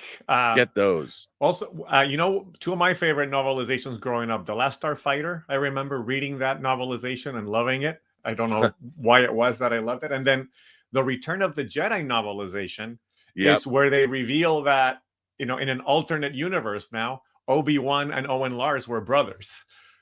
And that's Right. revealed in the Return of the Jedi novelization, but then they retconned all that stuff later on. So Yeah. So that's the way it goes. All right, we've got Tom Jr. Jackson coming up. Hold on, I'm having trouble selecting you here. Yeah, Tom, you should be able to unmute now. Hello. What's going on, dude? Hey, how's it going, Rob? It's going well. You almost made me cry last night with your letter. I know. I'm there. I'm watching it, and I'm going back and forth. Chatting in the chat, and then I'm chatting with RM. She goes, "I think you just made Rob cry." You kind of did. Yeah, I wanted to show you something. This is a Funko Pop. Okay, This is just that's Arsham. That is so awesome. This thing is 10 inches. Now, does that are those lights in there or not? Probably not. No, these are the eyes. Yeah, it looks like they light up. Yeah, but this I thing love is that. like the size of my head. Yeah, I need to get that. That's so cool. Yeah, and then today I just let's see here. Hold on. Here, I got the Ultimate Visual History of Fraggle Rock, Wow, that's cool. and then I got the Ultimate Visual History of Jurassic Park. Nice. Is that new? And yeah, they Does it just had a big sale on Amazon where you can get 3 books for the price of 2. Wow. Okay. And this has a foreword by Sam Neill, an introduction by Laura Dern, and an afterword by Jeff Goldblum. Nice. Does it And deal it with has the all new the movie? little- Does it No. just okay? This is like the first 3 movies, but it has like all these little storyboards in it and Oh, that's cool. a map of the park and everything. But the coolest thing I got was this. It's the Nightmare Alley book. Oh by, yeah, I see. That book is really nice. Yeah, they call it The Rise and Fall of Stan Carlisle, but it's like the whole making of the movie and stuff. Yeah. It's I great. really want. I just got this in as physical media was on. Nice. Now you Yeah. got to go back and watch my Designing Hollywood podcast where I interviewed the production designer, the costume designer, and the DP. Yeah. So I showed my mom your response to that letter. And she was like, oh, that's so, and then she heard what you had to say about me. And then she started tearing up. Uh-oh. But no, it's all good though. She's glad that, people, have that response to me and, people like me and that I'm not causing trouble on the internet. I said, oh, no, that's coming soon. That's like, Yeah. No, you don't make no mistake. You cause trouble on the internet. of course. Always cop to that. But I Keep that mystique alive. I was helping out RM this morning. I was monitoring her Sunday morning brunch. Her And show was it there. good? It was. I love really how good everyone now on this channel, it's a staple to roll your R's. Brunch. Yeah. Fernando, Borrero, Roberto, Suarez. And I literally had to write down on paper because sometimes I tell people when I help her out. She calls me her collaborator. I keep saying co-conspirator for some reason. Yeah, no, that's better. Yeah, it is. It sounds better, but Co-conspirator is better. Yeah, but it was great, and like last night, like I said before, I just decided I was gonna wait like maybe till the week that my transplant actually happened to send that letter in, and then I said no, I'm gonna send it in early, and I think that letter was probably needed. Yeah, You I know, like it. Yes. Yeah, and I just that letter took me a while to write, and then I actually goofed up in that letter. You goofed? Are you saying you were a goof person? Because I was talking to someone, and instead of saying I'm in my 10th year, I accidentally put I'm in my 5th month. because I'm Oh. listening to you read it back, and I'm like, oh, I made another goof and a You made letter. a goof and a letter. But yeah, it's crazy. 10 years, and I'm still kicking. You're still here. That's good. Yeah. How's the moving going? Well, we don't quite know if we can move. I mean, it looks good. There's snafus that are sort of beyond our control that we're trying to get over, and hopefully it'll be resolved this week. It must be resolved this week. Otherwise, things will get bad. But I mean, we're packing up. You know, I do not look forward to moving everything that's in here. Moving is terrible, but hopefully where we move will be the last time ever in my life I am ever moving. Unless, So an asteroid hits us and we have to like move it. I just wanted to let you know that if you ever came to my place and if we lived close and you wanted to borrow a movie, yes, I would let you borrow a movie. Well, that's very nice. Don't think I'm going to give you the reverse. Because I'm not. Well, if you saw a book that I had, I'd let you borrow it. No. I'm a nice guy. Well, no, it's not a question of being nice or not. It's just. No, I know how you feel. There's some people that take advantage of that stuff. They're never. They can pry all my belongings from my cold. No, I think somebody, so maybe Stubble, you could. I read that there's like a Swedish practice, like at the end of your life, you just give everything away. Like right. you make it simpler for your next of kin when you kick off. I think that's called a yard sale.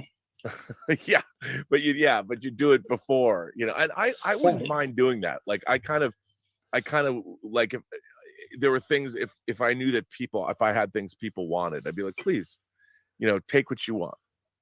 And I think that actually is kind of a cool idea.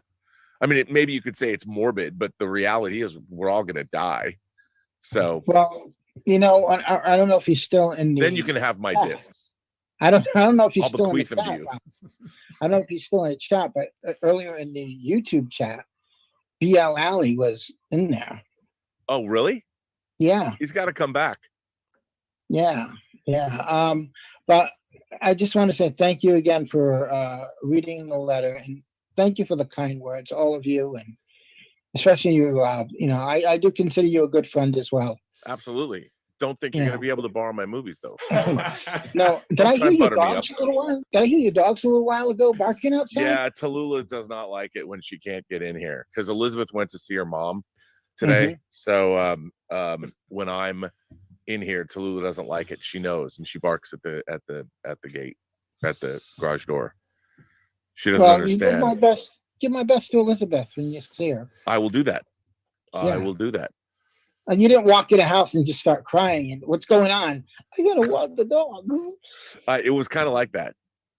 She's like, it's 1 o'clock in the morning. Why haven't you walked the dogs yet? It's Tom's fault. I know. I was like, I was having too much fun. But and I'm like, honey, I need to buy a $400 spaceship. What? I need the Razor Crests. I need to get it now. Of course, you have to go on the secondary market. That thing is so cool. There are two things that I've slept on, and the Razor Crest is definitely one of them. And the other thing I didn't really have a choice. I didn't know it was a possibility, because the other thing I wanted was the 1/350th part work of the space battleship Yamato. I'm getting the Andromeda. As a matter of fact, I've got a package. I got to get the rest of it. I will have all the parts in May, so I can build my 4.5-foot space battleship Andromeda from Star Blazers, and I can't wait. Yes, Roberto. That is what Rob was talking about. Okay.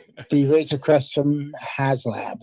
Yes, the HasLab that has and was showing off last night. I mean, that thing is dope. It's so cool. It's so well done. It's professional, I think someone in the chat asked last night if it was 3D printed. I'm like, oh, no. That does not look 3D printed. Oh, see, there it is. Look at it. RM has it now. Look at that. Come on. That thing is huge. Man, can you imagine having that when you were like 8? I know. That's like, all the cool stuff gets put out now. I mean, that looks like it's almost 1-to-1 scale. That looks like it's the proper scale. Yeah, like a good proper model for like if you were gonna do like a faraway shot or something like that. Yeah, man. I'm in. I want one. Give it to me. Give it to me now. I need Oh, it. I talked to Zephyr Chan. Oh yeah, she's in China. She's in Hong Kong. Yeah, I was just talking to her yesterday, and she said that she watched the movie Red Corner on Apple TV while she's in China. I'm like, I'm surprised that's even on That there. that they can let you watch that. Yeah, and she's like, "Do you think Rob's seen it?" I'm like, yes, I would say he has. I've With, seen Red Corner, Yeah, but like 20 years ago. yeah, it's a great movie. I'm It is just a great- surprised that they're even allowing that in Hong Kong. Yeah, like I don't think they know what it is. No. It's old. They don't know what it is. Well, I don't want to take up too much of everybody's time because I know it's almost time for kickoff, probably about another hour or so. Right. I want to have but I just wanted to say hi and thank you for reading my letter and the nice things that you said in the kindness you've shown to me if I could ever learn how to speak. But so thank you. Absolutely. It's my pleasure, and thanks for being so heartfelt when you write letters. Yeah, I think that it's easy to do that because once you start opening up like that, it's not like, oh, I'm embarrassed to do this, I shouldn't be doing. No, it's freeing. The most freeing thing you could ever do is to be honest like that. Yeah. Thank you so much, Tom. And I'm guessing, Rob, that now with the new ship, they'll have to do the Naboo Starfighter as well, right? Man, that life size or whatever, because they made one, but they need to make it bigger. Well, and all souped up the way that Mando has it set up. So yeah. All right, we have the one and only Stubble, Mech Shave, ready to join us here. Stubble, you should be able to unmute now. Yeah, I think I've done that. Hello, sir. Hello. How's it going? It's going well. And you? I like when you write into the John Campea show. Oh, do you mean the Gladiator, or what do you mean? No, well, that was pretty funny. But no, just Yeah. it's fun. It's fun when other people that I know, because John doesn't know that I know. Like if you write in and I say something, he's like, "Do you know that guy?" I'm like, "Yes, yes, I do." Yeah. Anyway, you brought up the Mando Starfighter thing here. Yeah. I have a problem with that. Uh-oh. And I have a problem with X-wings as well. Okay. I don't like the multi-day hyperspace travel. Really? No, I don't like. I don't mind that they have a hyperspace capability, that they can do short jumps and so on. But I'm just looking at it from a practical point of view. All right. So you're sitting in the same position for like 2 days, and when you arrive, you're sitting in a pile of shit or something. I mean, there's no toilet facilities. What do you do? There's got to be something going on there. There's got to be some way to relieve yourself. We just haven't seen it.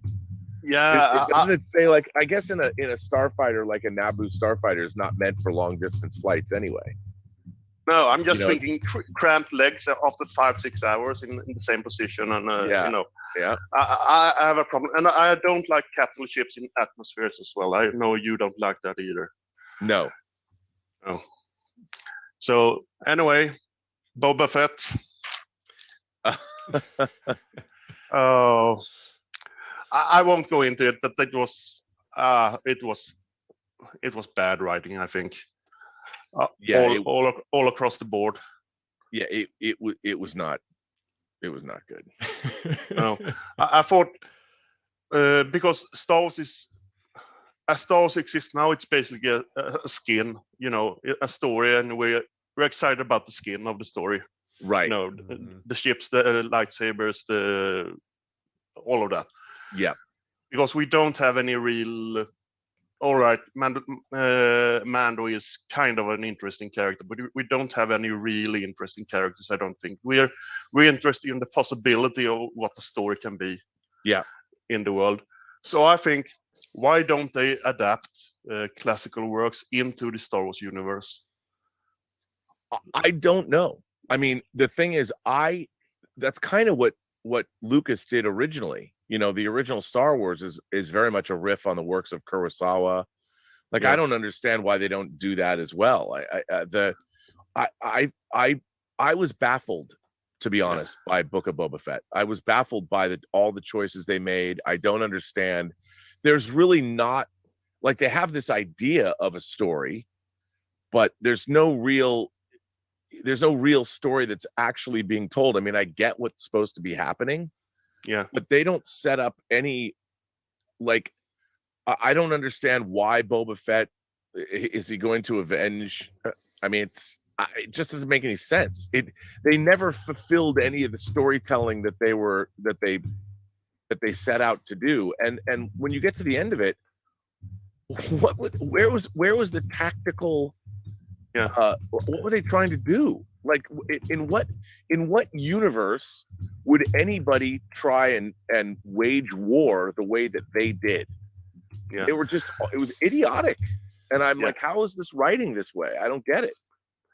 I'm just thinking of the possibilities of a Henry V set in the Star Wars universe, or a Hamlet, or a Romeo and Juliet, or any of the classical works and set it in maybe the Clone Wars as a standalone movie.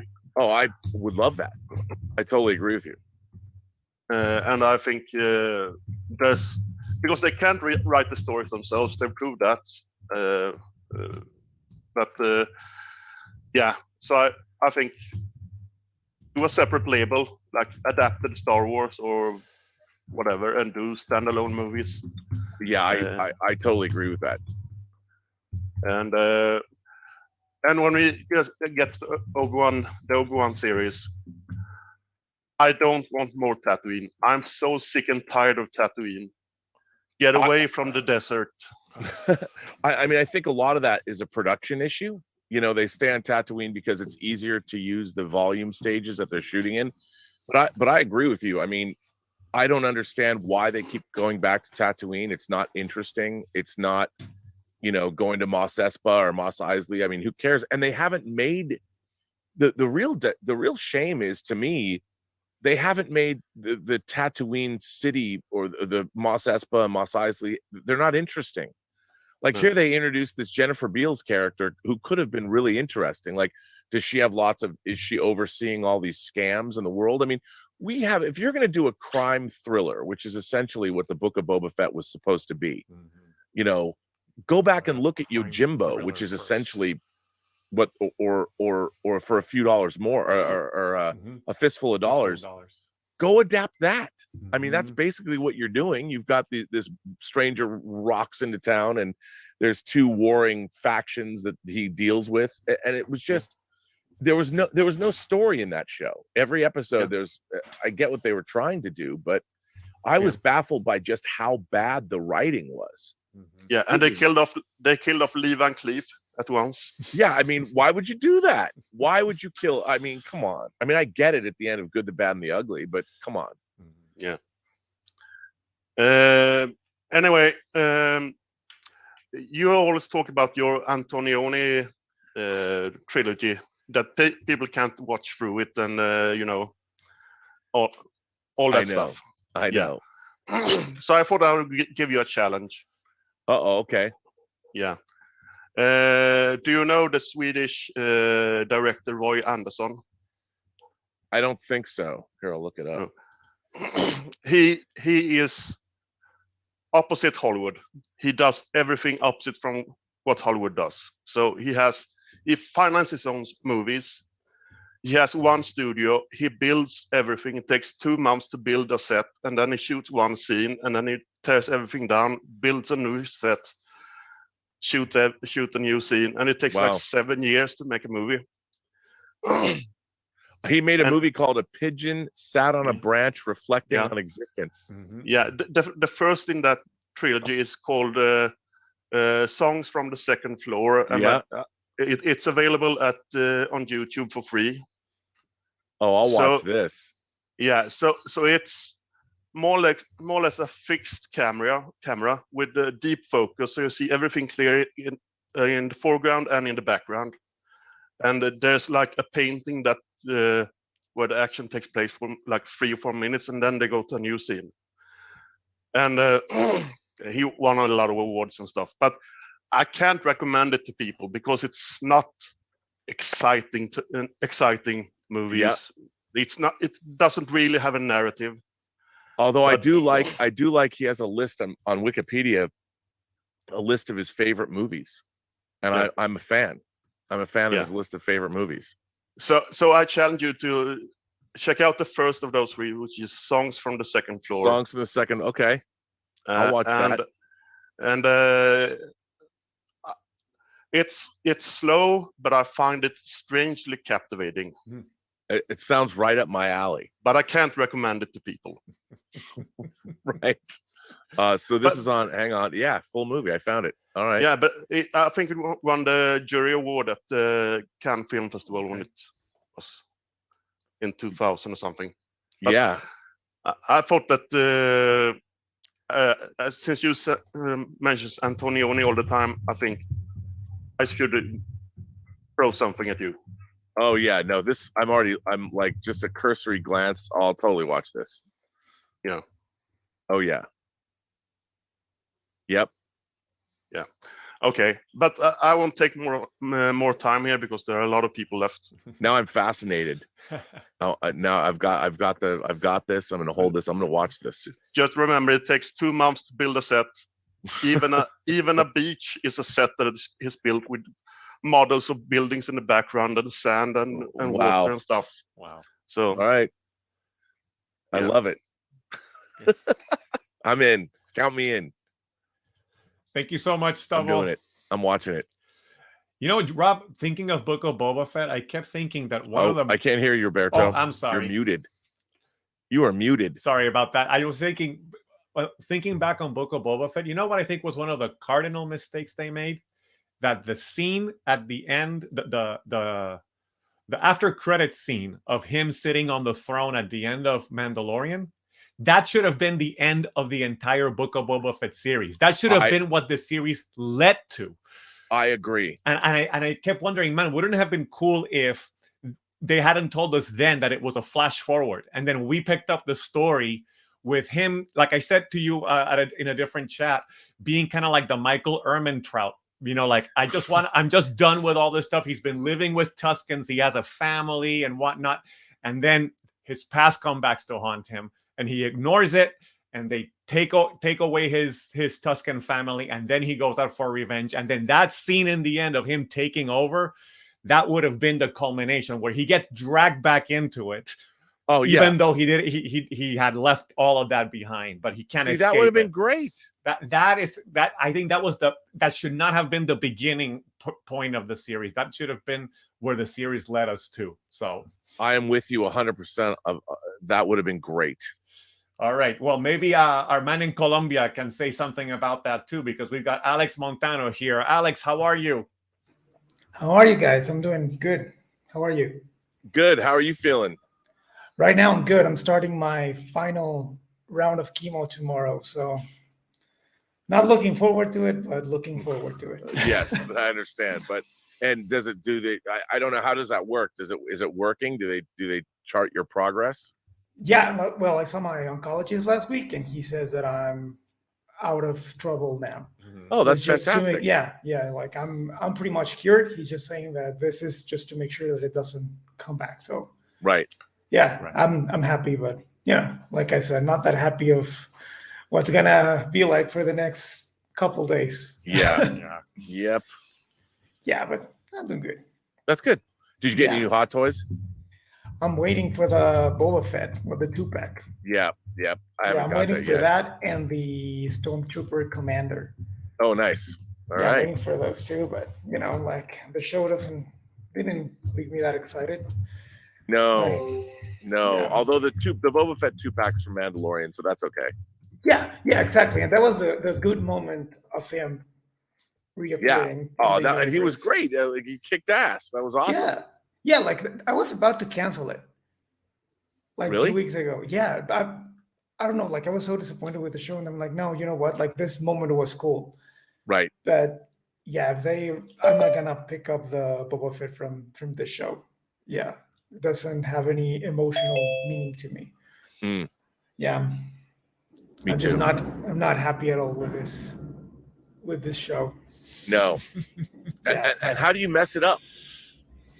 I don't get it. like, well, you guys have been talking about that a lot, but I just can't stop thinking about that flashback from Camino. What was the point of it? Yeah.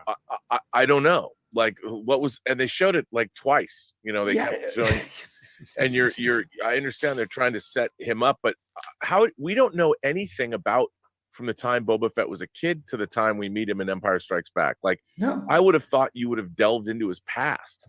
Yeah. You know, and you did have these two different time periods. You could have done a Godfather 2 thing and met young Boba Fett after his father was killed on Geonosis, and then what's he been doing?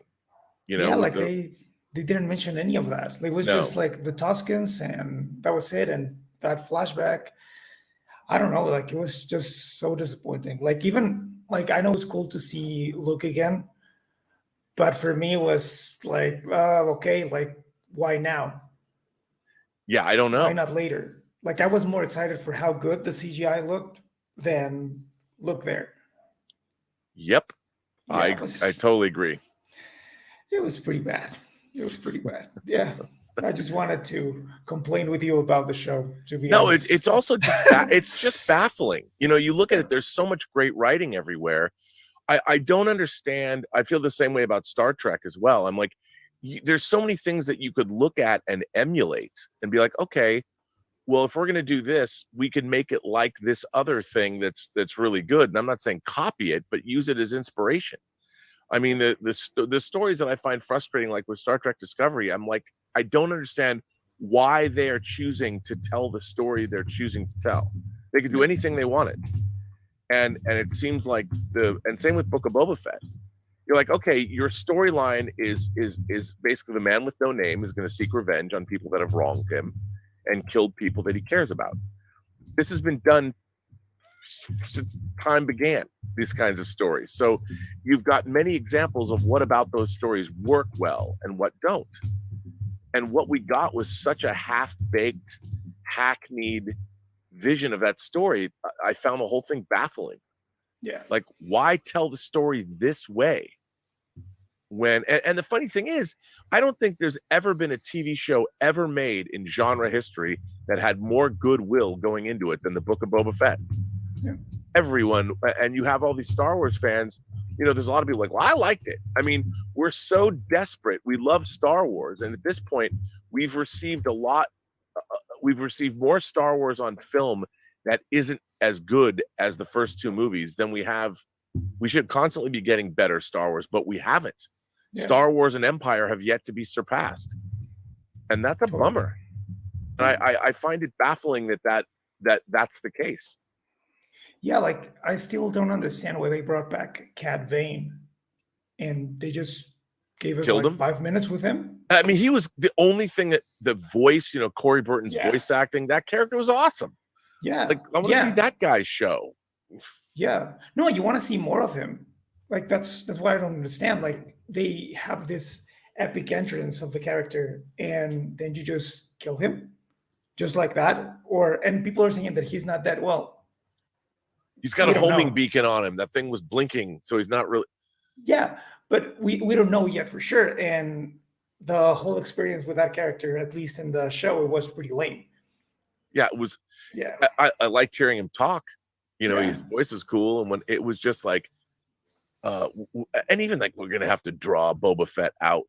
I'm like, it's like, okay, we've built this outdoor set in front of this building, so we have to shoot everything here.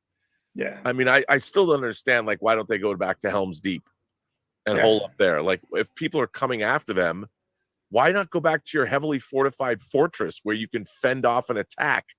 Why are you standing in the ruins of a building that somebody just blew up? There's not even a door there.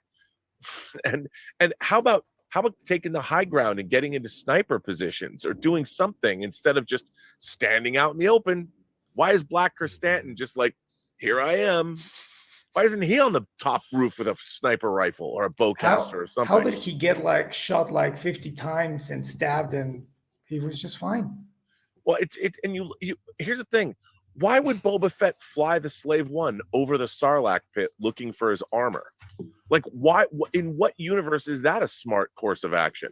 Yeah. And if you think that the Sarlacc has your armor, why not just kill it first and then look for your armor later? And why did he think that in the first place, since he knew he climbed out of the sand with the armor on? And we, the audience, are left to be like, why do you think? Why are you doing this? Mm-hmm. And it's frustrating. I don't like to feel bad when I'm watching shows because they're so bad. Because they're like the awfulness of Book of Boba Fett made me as a viewer feel bad for the people that made the show. Going, gosh, you guys, this is what you're giving us. Yeah. You know, I hate to interject here, Rob, but one that got to me is like, how come the neighborhood where the guys in the motorcycles, they're being ambushed with laser guns, but Black Chrysanthemum is in a neighborhood where they only use melee weapons. And what was that about? I honestly don't understand. And the funny thing is you've got the Pikes, this gang that they're going to come gunning for you. Like, why? Like, what is it about them what are you trying to stop exactly? Is somebody being oppressed? Like, what's happening? Like, I understand that in The Godfather, the 5 families are moving against the Corleones because they're the most powerful family, and they've got Vito Corleone has the politicians in his pockets. Because he doesn't sell drugs, you know. He and you understand it. And then the other families that want to get into the drug trade want to take him out. Like, I totally understand that. I get what's going on there. In this, they didn't even just establish, like, why would these Pikes go in and blow up Jennifer Beals' club? Like, wasn't that like Rick's in Casablanca? Like, everybody goes to that club. You can polish your helmet here, sir. Yes, thank you very much. I think I will. And then they just blow up. They blow up her. Why? Like, because Boba Fett's gone in there. It hasn't everyone gone in there. And it's like, I don't understand why they would do that. First of all, you've got this great character in Jennifer Beals. Like, she's the woman that's got her pulse on the. I would think that why would you want to kill a character like that? Just blow everybody up. Yeah. Except Max Rebo, he wasn't there. He didn't get blown up. He saved again. But he made it off the sail barge. He made it out of the club. He's a lucky guy. He's a lucky guy. He keeps having to get new bands, but hey, he survived. But it's okay. It's okay. Like, he can do it. He's very talented, and we're gonna have a spin-off show of him probably. I would watch that. You know, Max Rebo and his traveling jazz band. They just go from place to place to place. Cool. You know, and get in trouble, and then Max loses his bandmates in explosions every time. You know, wherever he plays, he's constantly got ads out for new Axemen and stuff like that. Is it fun? Disney Plus would be better than this. Disney Plus needs to do like a Tonight Show type of show, like a variety show, and they're just the band playing. Yeah. Yeah, it was so bad. No, I don't know. Not happy. Like, even like that final face-off with Cat Bane, I was like, okay, this is the perfect moment to show up that scene that never aired from Clone Wars, where they show up like how Boba Fett got the dent on his helmet. Like, this is the perfect moment. And no. Well, even the scenes with the in the Mandalorian, the first scene when you see the armorer and the heavy Mando, what's his name? Starts with a V, right?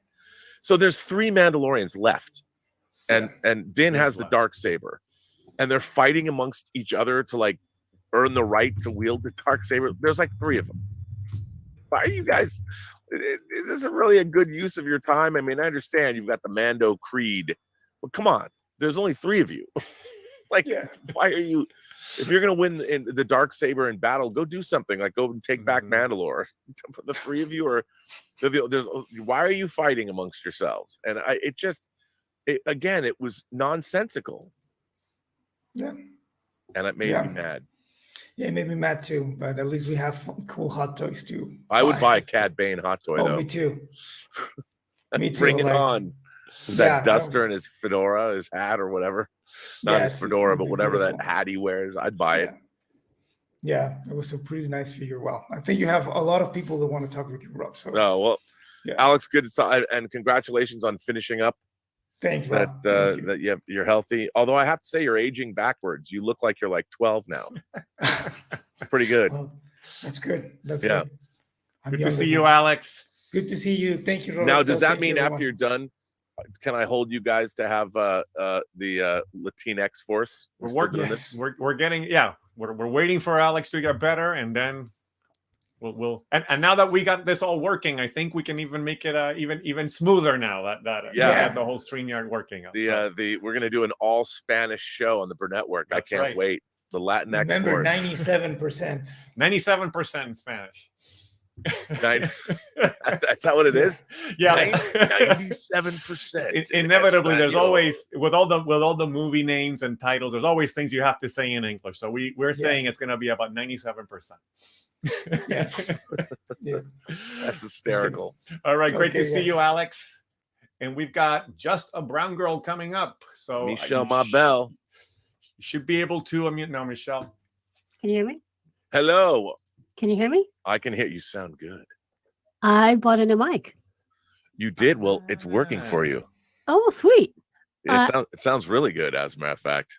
Yeah. Well, I'm one of those people who's trying this live stream thing. I did one last week, and absolutely nobody showed up, but that's okay, because I don't know what the show's about. I don't know what the stream's about yet. So I'm gonna wag my finger at you, Rob. Yeah, no, I gotta call you, don't I? Yeah, I'm feeling really ghosted. We had this really great connection, and you called people for me, and I got all excited, and I told the author that we're finally moving in the direction, and crickets. And I can't blow your phone up because you got a girl, You and can I blow my. can't- No, I'm sorry. I will not make an excuse, even though I have many. I will not make an excuse. But let's get on this. Let's do that this week. Yeah. Whatever you yeah. need from me, we'll do it.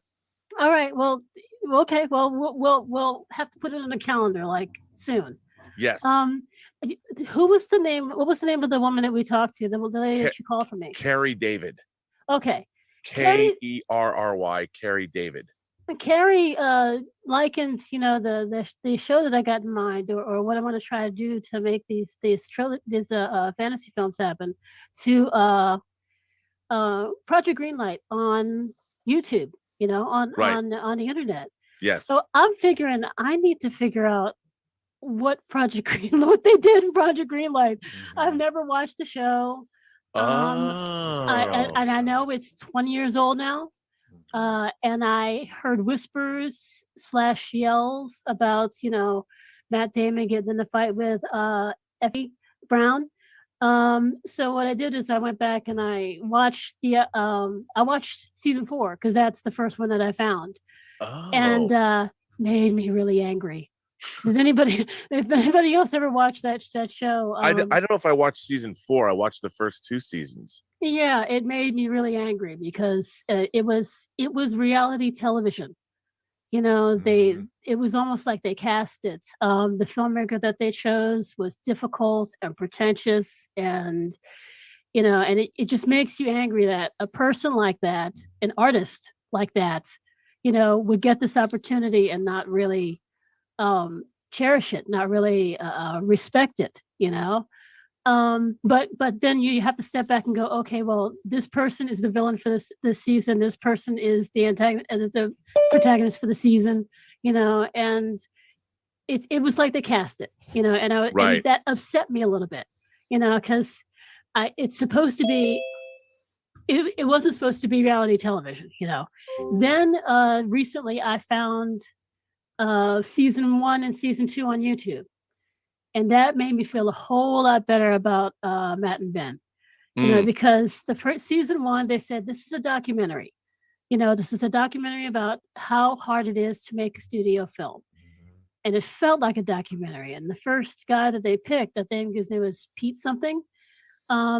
It's his struggles were similar to my struggles when I was making my first 2 movies, and I understand not having any money. I understand not getting a celebrity for the movie that you want. I understand, compromising time, and your vision just to get the movie made. So but season 4 was a reality show and season 1 was an actual documentary. In season 2, they build it as like a contest, Right.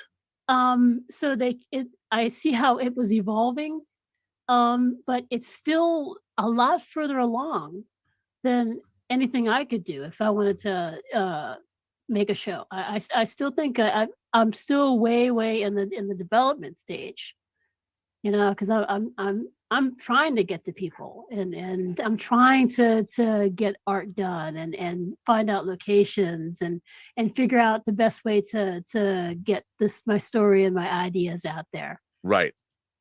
So I don't know. Do you think in season 1 they had the winner write letters to try and get people to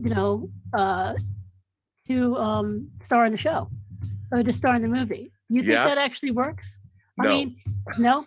No, but I mean, you know how it is. I think now, if you can get to people through other people, now it's never. Yesterday, I interviewed Doug Ellen, the creator of Entourage, for the Designing Hollywood podcast, and he's doing a new show with people like Charlie Sheen and Martin Sheen, and he basically, I mean, obviously he knew people because he made Entourage, but he's upset because HBO basically doesn't want to admit Entourage even exists anymore. Really? Because it's like it's not politically correct. So the algorithms, like they don't. It was wild listening to him say this because the Entourage movie came out in 2015. So he was having a hard time getting his own projects off the ground, and so he just decided, I'm just going to go make something. I'm going to make something myself. So he basically called his friends, but he's Doug Ellen. So he's already made these shows. So people listen to him, but he doesn't know what the show's called, but he's going out and making the show. And I think that if you have people that through other people, that maybe, especially nowadays, it's easier to get people than it's ever been. So, but I don't think writing letters helps. I think you have to go through somebody else. You have to go through an intermediary that might know the person that you want to get to. Yeah. Well, I don't know anybody. But you must know. You do. You've made movies. I've made independent film. I've made independent film. You know more people than I do. It kills me. You keep saying I'm a white dude and I'm never going to be able to make a movie again. And you're so much closer to it than I ever will be. I don't know, man. I think you could parlay that. I've been Roonied. You've been Roonied? In the spirit of Super Bowl Sunday. I learned what the Rooney Rule was. Do you know what the Rooney Rule is? Like Mickey Rooney? There's this rule. It came out, I don't know how old it is, but basically there's this rule in the NFL in regard to hiring head coaches for NFL teams.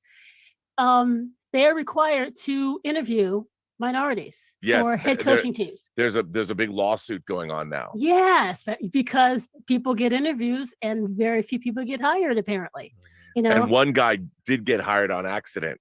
Yeah, and I'm like, I keep getting these calls from these recruiters, and like, we're this company that I work for, they're into diversity, and they really want people who have a really wide range of experience and a really interesting voice. And if you're interested in this 18-step interview, then the hiring manager will call you if you're interested. And I'm like, yeah, sure, great. I spent 20 minutes learning about the company. I'm telling them about myself and my work. And I never get a call. I've done this 6 times. And I have yet to get a call from a hiring manager.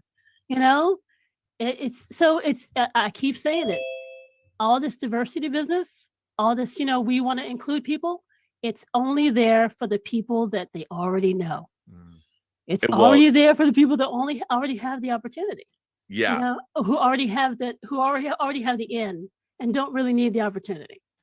So, and until I'm hired and until I'm making movies, that's going to be my stance. Diversity does not work. But in the meantime, I really think, you just need focus. You can make the movie that you want to make. And I'm here to help you make it. It's true. And you have helped me.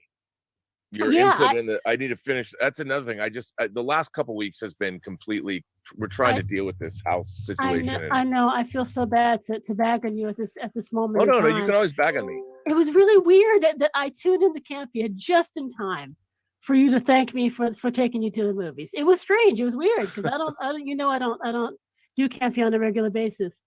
No, and now that I'm on full time, Yeah, now I've got to watch. Which is I mean, that's a whole different show being in the studio with everyone. Yeah, and it's true. You do elevate the discourse. You do add a level of professionalism and how should we call it? Institutional knowledge. Well, I'd like to thank you for that. I appreciate that. Yeah. So it's been fun. I mean, it's Kimberly and Aaron and Chris and Ray. It just makes the whole thing fun. It's just fun. It's a better show, and we're gonna do more interesting things too. So I'll watch the stream, but I draw the line at subscribing, and you know why. I understand. Yeah. Okay. I guess that's it for me because there's a lot of people that want to talk, but you say you're gonna call me. We will talk. We will talk this all week. Right. Hopefully, I'll have good news for you. Good luck with the house and everything. Oh, thank you. You're welcome. We shall see. Thank you, Michelle. Great to see you. Good to hear from you. Thanks. All right, we got Mikey. Mikey. We got to commiserate how we got robbed. Now hold on, I can't. Tick tick boom, man. Mikey should be able to unmute now. Yes, and we gotta hear. My son, by the way, is fuming at the fact that Tick Tick Boom didn't get the nomination. Don't get me started, please. Don't get me started. This will turn into a Star Trek like rant. Only it won't be about Star Trek. It will be about Tick Tick Boom. I am so upset. You and me both, sir. I am so upset. I would like to sick the power of the dog on the Academy. I tell you, it's just really annoying. First of all, this scene behind me. Is that actually what's going on outside your house right now? Yes, it is. I took that shot immediately before the stream. Wow. So how cold is it there? Well, right now it's down to 30 degrees, and I was talking to Paul earlier, and Paul in Long Beach, because I used to live in Long Beach, and it's 85 degrees. And then earlier you mentioned that it was 84 degrees. And so when I see both of you, I'm going to slap you. Yeah, it's don't even. Maybe it went up a degree or two. The only thing about this it's 88 now. Just saying. It's 88. The only thing about this is it's the reverse of what Pasadena does for the Rose Parade. Every time we have one of these calls, it's like super chilly and everything and stuff like this going on outside. And then yesterday it was 60. Wow. And a couple of days after our last call, it was 52. So hopefully after this call, it will go up. Already my brother has told me that's not going to happen. Just a very brief promotion. My name is Paulie Murray, won a silver baton at the DuPont Columbia Journalism Awards. Wow, that's cool. That's pretty prestigious. And I got to meet the directors virtually and a couple of other people. So that was a good time. So I just thought I would mention that. And how cool is that, man? Congratulations. Thank you. Do you have a hard out? Today? Well, I was just going to let everybody go before the Super Bowl started. That's only my heart out. The Super Bowl starts at 3:30. Because I can drop out and talk another time, but I just briefly wanted to mention that I'm not upset about the Book of Boba Fett at all because I didn't expect anything from it. I don't expect anything from Obi-Wan because we all know it's going to take place on TV. So I'm looking forward to Andor. I am too. My series. Rogue One was the movie that brought me into Star Wars. I didn't watch 1 minute of Star Wars prior to Rogue One, and it got me into it. And so I'm really looking forward to it. And I know I sent you a super chat that said that the production is being done in London, not in Manhattan Beach, in Atlanta. Yep. So I really think that's going to make a difference. So I'm really looking forward to it. I hope so. I mean, I hope so. I think that I'm really looking forward to Andor, but I'm also looking forward to Obi-Wan. I hope that, there's so many interesting. I mean, I hope he has to go off world to go do something. You know, I'm laughing because I'm going to slap Paul. He's in the YouTube chat talking about how nice it is. Oh, it's definitely warm in my little garage here. It's summer. This is summer heat. I mean, an 89-degree day is it is a summer day here in LA. When I first moved to Long Beach in the winter of 93, 94, December was kind of cool. And I had just bought a Jeep. And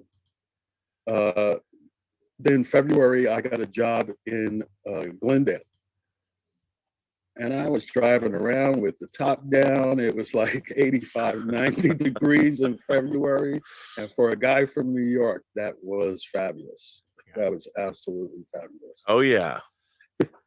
So I'm going to check out and let other people talk because I know you still have quite a few people stacked up and what have you. But I'll talk to you again in a couple of weeks. Absolutely, sir. It's always good to see you. Thank you, Mikey. I'm going to watch Tick, Tick, Boom again. Great to see you, Mikey. Stay warm.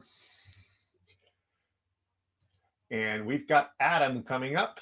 Oh, by the way, Rob, do you think it will take away something in the Obi-Wan series if Obi-Wan and Vader meet during this time? Like, no. I'm concerned about, when we see them fighting in A New Hope, if that is the first time they're seeing each other since the events of Episode 3. See, but they've never. People always say that to me. That's not necessarily clear. True. Yeah, he just says, "When I left you, I was but the learner. Now I am the master." Yeah. Well, he's newly Darth Vader. So I would assume that being the master, only a master of evil, he's not the Dark Lord of the Sith because, he was eviscerated in a volcano, and when we see him, he's probably just learning the ropes of what does it mean to be in a breathing apparatus and being in. So people are saying, well, that doesn't bother me. Okay. I don't, I think that he's Obi-Wan will be able to best him because he's not comfortable being Darth Vader yet. Yeah. All right. So I'll pass it. Adam, you should be able to chat in. Yeah. You hear me over there? Yeah, you sound good. Good. Cool. Hi. First off, I got to do a quick fanboy thing, Rob. Yeah, a little bit. It was probably 99 or 2000. Went to Blockbuster Video and rented this movie called Free Enterprise with my brother. You were the one. I was the one, man. Yeah. And loved it. We watched that up and down so many times. For my brother and I, it's one of those movies where we actually, like, it's in our lexicon. We quote it back and forth all the time, veal chops, you say, just. And as an added bonus, I got him for Christmas one year a Salute to Cheese. No. Yeah, I got him the Salute to Cheese book from that and he lost it. That's one of my favorite. So for those of what Adam's talking about, there's a scene where they walk into the Iliad bookstore and Eric McCormack picked that book up and that was a complete ad lib on his part.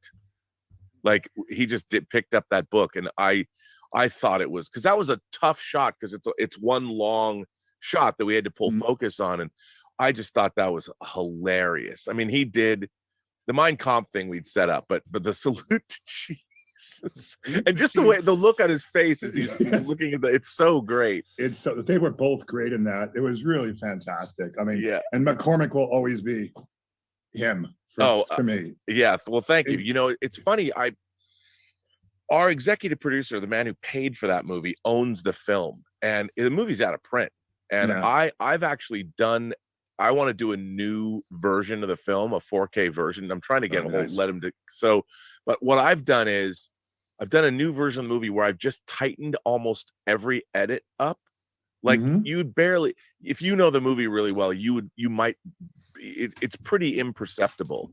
Okay. I just tightened it all up because there's a lot of dead air. And we were so enamored of our own writing. We're like, no, we can't cut this out. And but it works.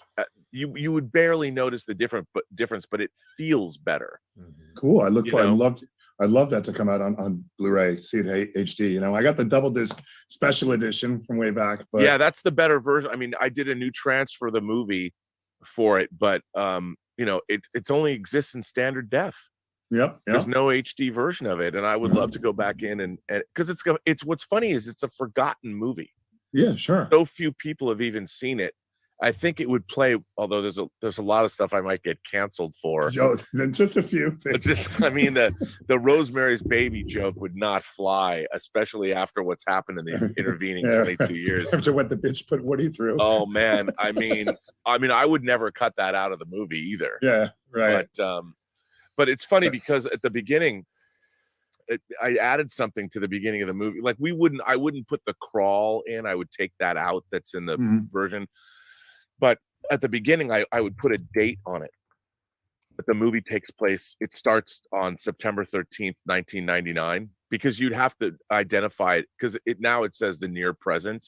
Right. But that was it when it came out because September 13th, 1999 is the day that the moon left Earth's orbit in the Space 1999 TV series. Perfect. And in the end credits, which are already there, it says the day the moon left Earth orbit, September 13th, 1999. So in a way, it's kind of a bookended joke. So by having, because then if you're an astute viewer, you're like, oh, you know what? Why is this taking place in September 13th, 1999? And then we pay that off in the end credits. So those are the kind of changes that I would make. And then I would also do things like the Logan's Run dream sequence was shot to be far more surreal than it was. Like I didn't end up cutting it the way I wanted to cut it. It was too quick.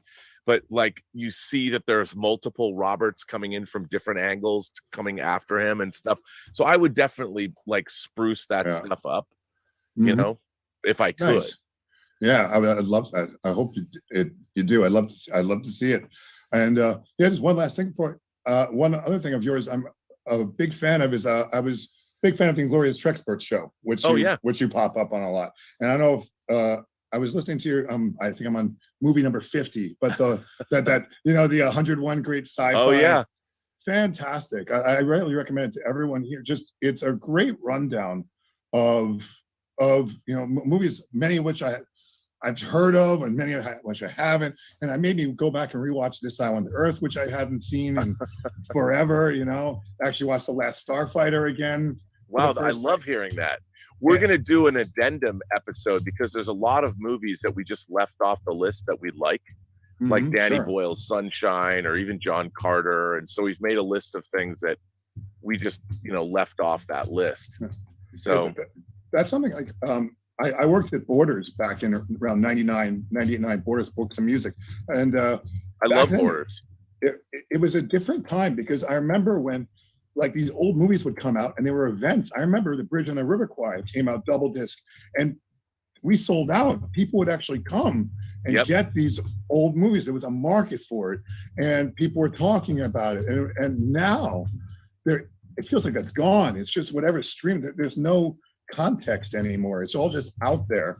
And that's why I think it's really important that shows like the Trexperts list or the 430 movie that they also do, which is great. And how you just talk about these classics to go back to those things that otherwise just get lost in the shuffle.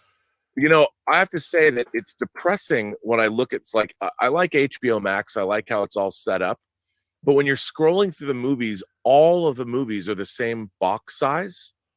So it's almost as if every movie, it doesn't matter how much it costs, it doesn't matter about the production problems. Every movie now has been reduced to the same size box, which means in one way they're all equal, or it's just that they're all content, you know. And I think that we now live in a society, like I personally have been coming to grips with the idea of I've wanted to make movies my whole life, and I've had fun. You know, I haven't had a very lucrative movie making career, but I did get to make some things I wanted to make, and which is more than a lot of people have done. But I wonder, like, what am I going to do? Let's say I live for another, you know, if I live to be 80, that's another 25 years. Like, that'd be a pretty good run. You know, you live to be 80. So what am I going to do for the next 25 years? Am I going to eke out a meager living trying to make independent movies? I mean, talking on YouTube. Working for John Campy is almost like a real job. We're doing but now even YouTube, people watch YouTube the way other people used to watch TV back in the day. You know, and so I'm really trying to come to grips with the fact that maybe that's what I'm going to be doing for the rest of my life, is just talking on YouTube. But the only thing that allowed me to do that in my own mind was the fact that I was always working on something. You know, and having working on Dota, Dragon's Blood, Ashley Miller, who's a Trexpert, he created that show. And if I wasn't making something, I don't think I'd be like, who's this asshole on YouTube talking? Why should anybody listen to me? And in my own mind, rational or not, I can be on YouTube and bitch and moan and complain or talk about things only because I've made stuff and will continue. If I didn't make, I couldn't just be some fan pundit.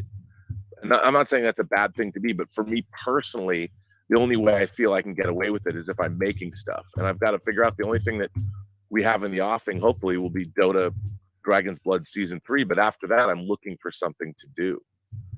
Something to come. Yeah, and getting free enterprise would be a great thing. I'd love to get it out. Yeah, it should get out. I mean, it should be available. It's so good. I think hopefully everyone in this room has seen it, but they should check it out. Yeah, it's hard to see. You know, I was going to do a watch party and show this new cut of the movie I've done, and I think people would dig it. I'd be in. All right, I'm going to take off. Well, Adam, thanks. I appreciate it. Thanks for the kind words. Yep. Keep going, man. Right on. Thank you so much, Adam. And we've got Velociraptor. Now, Rob, just a time check. Do you want me to kind of just keep people to a few, around 7 minutes or so, just because I know we're getting close to kickoff time? Yeah. So there's 7 people left who have their hands up. Yeah. You know, we can go. I mean, I'll go all the way to 3:30. Okay. You know. Okay. So I'll just kind of keep an eye out. So for those of you who are still waiting, I will be kind of being a little bit more tight with time. So I apologize up front. And Velociraptor, you are up next. You should be able to unmute. Hi. Hello. Bob. How's it going? It's good. So did you see the new Jurassic Park Dominion trailer or Jurassic World Dominion trailer? Oh, yeah, I did. I didn't realize the connection until just now to my name. I had to ask. No, yeah, I actually didn't really like the trailer that much. Oh. But I haven't really been keeping up with the series anyway. Oh, well, well, that makes sense. It was like seeing the realization of what I've wanted to see since I was a little kid. I'm like, I've been waiting for dinosaurs to take over the world. Yeah. So, but what's going on? Sorry, I'm trying to get it where I can see you and me at the same time. It's not working. But anyway, yeah, I don't know. We can make this one quick because I didn't really have anything to say. I'm a new member. I thought I'd say hi. Oh, well, hello. Good to have you here. Thanks for becoming a member. Appreciate it. Well, where are you at in the world? Like in the United States? You're here in Yeah. Are you I'm coming? Not from anywhere too special. Oh. East Coast, West Coast, Midwest? East Coast, yeah. East Coast. Now, are you anything coming out? Are you looking forward to the new Moon Knight series? I can't wait for it. Doctor Strange, Obi-Wan. I'm looking forward to Moon Knight. I've been disappointed with Marvel stuff a lot recently. Since like Endgame and Far From Home were really good. Some of the best of the MCU, I think. I agree. But then WandaVision was a good opening for TV. But toward the end, it got kind of overly contrived, maybe would be the word I would use. And I haven't liked the TV shows since then. And the movies, I liked Black Widow. I liked Eternals, but I didn't really like Shang-Chi, even though the bus fight was amazing. Yeah. But I wrote you a letter about how obsessed I am with Spider-Man. So, I liked that one to a certain I did too. degree. Yeah. Yeah. But had problems with it. Yeah, I could see that. I enjoyed it though. I was surprised that I enjoyed it as much as I did. I couldn't believe it. I was sitting there thinking, I can't believe they made this. Just like I can't believe they brought all three of these Spider-Men together, and that was crazy. I mean, even the idea about doing that is so counterproductive to the general Hollywood reason. Like, you can't bring back other Spider-Man. That takes away from Tom Holland. The fact that they did it was amazing. I really think that they should make Venom 3 and have them fight Andrew Garfield's Spider-Man. That I think that could make a great movie. Cool. Yeah, I don't think that would be a bad idea necessarily. I didn't. Yeah, if they do it right. Yeah, I didn't really like that they tried to cross over Venom with the MCU. Yeah, that was a little weird, and it didn't really work. We'll see where that winds up. Oh well. Well, I'll let other people talk because well, it's good to talk I'll to do you, better man. next time. Well, thanks for being sounds here. good. Thank you for joining us, Velociraptor, and thanks for becoming a member. That's great to have Absolutely. you join us. Next up is Julian Mushkin. Julian, you should be able to unmute now. I am unmuted. What's going on, man? Not much. How you doing? I'm doing well. All right. So Thursday, Uh-oh. I found out suddenly that AMC has taken over operation of the ArcLight Cinema that was just up the street from me at UTC Mall. Wow. I read that. So I was very excited. I was like, yay! So Does I that had mean to you can move go my- see the Batman there? That's my plan. Nice. I had to move because I wanted to mention some Boba Fett stuff, and Cynthia hasn't watched the last 3 episodes. Actually, maybe the last 4. I can't remember. But now, it seems to me a lot of what was going on wrong with that was not enough setup and payoff. And certainly they didn't let us know exactly why it was so important that all of this, that the Pikes had to move into Tatooine to do this, and they didn't actually touch very much on what the effect was on the locals. Other than Pele saying, oh, they get away with all this and the law won't do anything, they should have been setting that up more so we understood why is it that they have to take a train across the sand when they have frickin' spaceships and hoppers and stuff. It's like, I understand that they wanted to set that scene up to what I appreciated what they were trying to, the tropes that they were calling up, but give us the reasons why those tropes still make a sense in that milieu Yep. that they were doing. And then if they really wanted to emphasize Boba Fett's, I gotta close the door. If they really wanted to emphasize Boba Fett's change of how he wants to live his life, they should have spent more time actually doing that. I totally agree with you.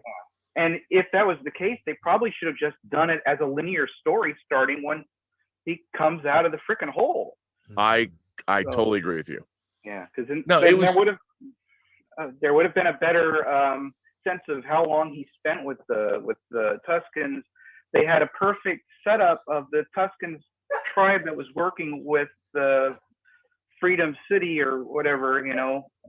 Why didn't they bring them in to help, or why didn't they tie that all in? So setup, payoff, not working. There was actually really no reason to even bring the Mandalorian in. And if they hadn't done those 2 episodes, they could have spent the time working on that in episodes, and so it would have the story would have made a lot more sense. I agree, and point of view. It was baffling to watch. Like I didn't understand what they were trying to do at all. Like what was the point of that show? Yeah. And then if they were going to do the mafioso, the Godfather, the crime family type of thing, which they alluded to. Right. And there were scenes like when he has his sit down meeting with the other, the Trandoshans and the other groups that are there, and the Aqualish, that was a perfect time for him. I was thinking of the scene in Godfather 2 when Vito tells, Tessio and the other guy, he goes, "You give me some money and I'm going to take care of this guy." Yep. He could. There was a perfect moment to do something like that. They also, like you said, they really made them idiots. So dumb. There should have been, and all it would have taken was a few lines of dialogue that could have, like, he could have said something like, I know the Pikes are behind this. I know that they're the ones who actually did this, but they need to make their move.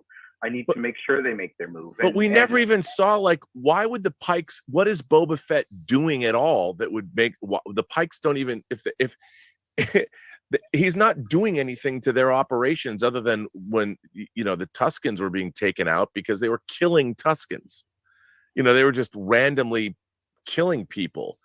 But why was anybody even caring anything about what Boba Fett did? It's not like Boba Fett went and disrupted all of their operations. But that's because they never explained to us why it was so important that they do this train through the desert. Yeah. I mean, is spice being mined on Tatooine? Then I'd really understand it, but they never explain anything like that. No, and then when you see the drug deal that's going down and Cobb Vanth sees these guys standing by a moisture evaporator, you've got ships. Why are you in the middle of the desert handing over spice to somebody? Well, and it's obvious that nothing was being done in Mos Eisley, which is the home of scum and villainy. It's like, what? They couldn't rent a freaking room in Mos Eisley and make their deal there? No, and when you're watching, I mean, this is the kind of thing that bothers me, like these details. I'm like, what am I supposed to take away from this? Like, what is this scene about? Do I really believe that these drug dealers, they have nowhere else to go except this one place? Like, where do they come from? Why do they meet there? Why? You could go anywhere in some back room and make your deal. Why did you travel all the way out to the desert in this particular place that apparently is within walking distance of Cobb Vanth's office? Mm-hmm. I mean, he walked out there to and make this deal. It just is so weird. He rode his pod racer, his pod racer speeder. He probably rode that out there. Oh, there you go. But still, yeah, it's just things that only a couple of sentences of exposition could have handled. Mm-hmm. And and they had 2 episodes extra they could have dealt with, and I think I wonder if there were hands up above that were like putting their 2 cents in and saying this needs to be in here.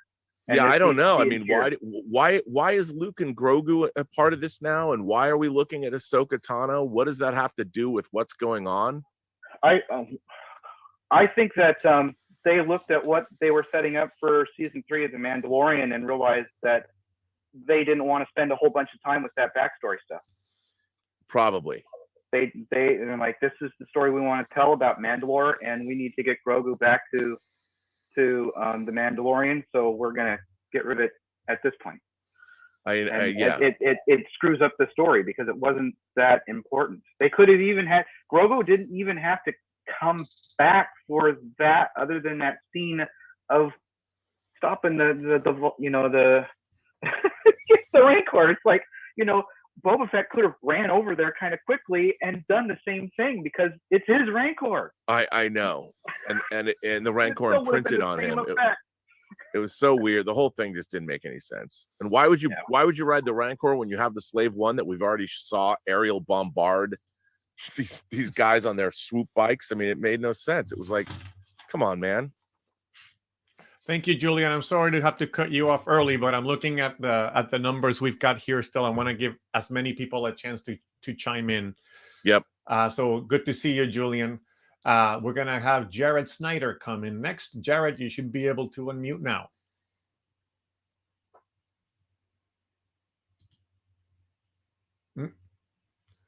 He might not be. Is he not there? Jared, are you able to unmute? Okay. Well, why don't we, I'm going to go ahead and go to Mario then, because it doesn't look like I can get Jared. Mr. Lopez. Mario, are you able to unmute, Mario? Yes. Okay, great. So hello, sir. We'll check in with Jared in a few. Hi, everyone. Hi, Rob. How's it going? How's your mom? She's fine. Okay, thank you. Got to ask about your mom. Yes, I know. You never forget it. Well, I want to talk about Boba Fett, but things that I'm trying to board things that maybe no one has talked before. Yes. I believe that Disney really don't care about Boba Fett. Dave Filoni and Jon Favreau, all they want is the Baby Yoda and the Mandalorian. Yep. And the only persons that really like the Boba Fett is the actors, Temuera Morrison and Ming-Na Wen. And by the way, Ming-Na Wen is older than me. How can that be? She's amazing. She's so beautiful. Yeah, she really is. I mean, she's like 58 or something, or 56. Yes, it's incredible. I don't understand why she used that horrible helmet. She should show her beautiful face all the time. Yeah, I agree. Yes. Okay, but Mandalorian is really bad. Boba Fett is really bad. It's so sad because I really want to like the show. Everyone everyone wanted that it would be good, but and I believe they are not going to blame the fans because we were really tolerant. Yes. But I mean, the stuff that's wrong with that show is so obviously wrong with the show. It's not like we're pointing out things that aren't obvious. It's just so maddening. Yes. Now I'm going to suffer in the future the way you suffer with Star Trek, because the next show of the Lord of the Rings, I don't have any hopes for that. The photos they show, they look so bad, so cheap. It's like a CW show. They're not going to respect the lore. I'm so sad that they fired the best scholars about the Tolkien. I can only imagine. Yeah, I mean, it's going to be really bad. The Critical Drinker did put up a good video about it today, and it is like, look, and he makes a point, like, you know, Middle Earth is supposed to be a myth about the UK. That's what Tolkien said. He's like, I'm doing a myth about England. England doesn't have its own myth, so I'm going to write one. And already they're flying in the face of that and the lore. And it's so, like, on one hand, I don't have a problem with diversity of any kind, but when you're dealing with a very specific time and place, which is, and people are like, well, Rob, it's a fantasy. Yes, but it's supposed to be Anglo-Saxon Europe from the Middle Ages, and that's the way it was written. That's the way Tolkien wrote it. And also, you know, he had other lands with other people that were like south of Mordor and stuff. And you can add diversity in characters all you want, but when you change the established lore of Tolkien's work, it seems, why would you do that? I'm sure that's why these scholars got pissed. They're like, this is not what he wrote. Yes, and Peter Jackson, he was a fan. He really loved that project. Yep. And he knew that he was going to have fans that were going to be very hard on him, and we are going to be very hard on this show. And it's said that the producers are already calling us names because we are not going to like it. Right. Well, it's sad. I'm going to suffer a lot because I've read when I was young all the books of Tolkien. And the Tolkien Society is a shameless organization. I'm so sad that Christopher Tolkien has already died because they are not going to respect Tolkien's work.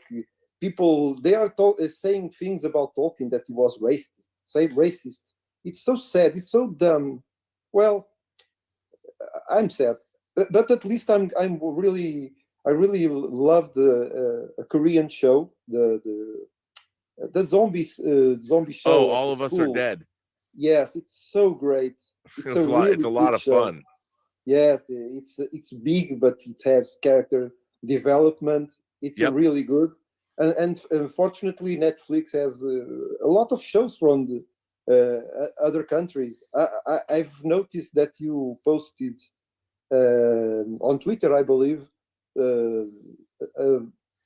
a picture of Hollywood, and you posted out of ideas, and I believe that is what is going in United States and the movie companies. Well, that's what I'm so baffled by the fact that we're seeing these incredible, you know, the storytelling coming out of Korea. You look at Squid Game and you look at All of Us Are Dead, and there's a bunch of other shows, and they're really, really interesting, and the storytelling is interesting. And I feel that here in the United States, everyone's just copying all these things that have come before. There's still great stuff being made.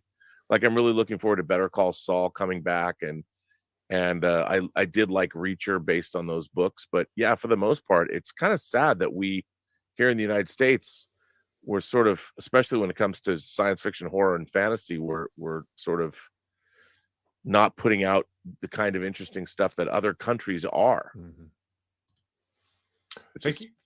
Thanks so much, Mario. Sorry I had to cut you off early. Good to talk to you, man. Good to see you. Good to talk to you. And then Jared should be back now. So Jared, you should be able to unmute at this point. Hello, Thank sir. you, Roberto. Hi, Robert. How are you today? I'm well. You know, it feels like a summer day here. It's crazy. It's about it's been like about 65 up here, and I'm just south of Olympia. Oh wow. Yeah. My former stomping grounds when I was at Evergreen. Yeah. Oh yeah. Yeah. You were at Evergreen a couple of years, different from when my wife had been there. So always curious. Yeah. Who at Evergreen? Yeah, it's wacky. What's it was funny. When I went and saw Greg Smith when I did back in, was it 2018, I think. I hadn't been back to the campus in like 30 years, and it hasn't really changed much. No, they haven't really done a lot to the school in terms of the physical outlay of the place. Pretty much is the same place. The area up here is just going crazy in terms of the number of people moving to this area. So it's yeah, really, I can only imagine. You know, yeah. Like, you said you're south of Olympia?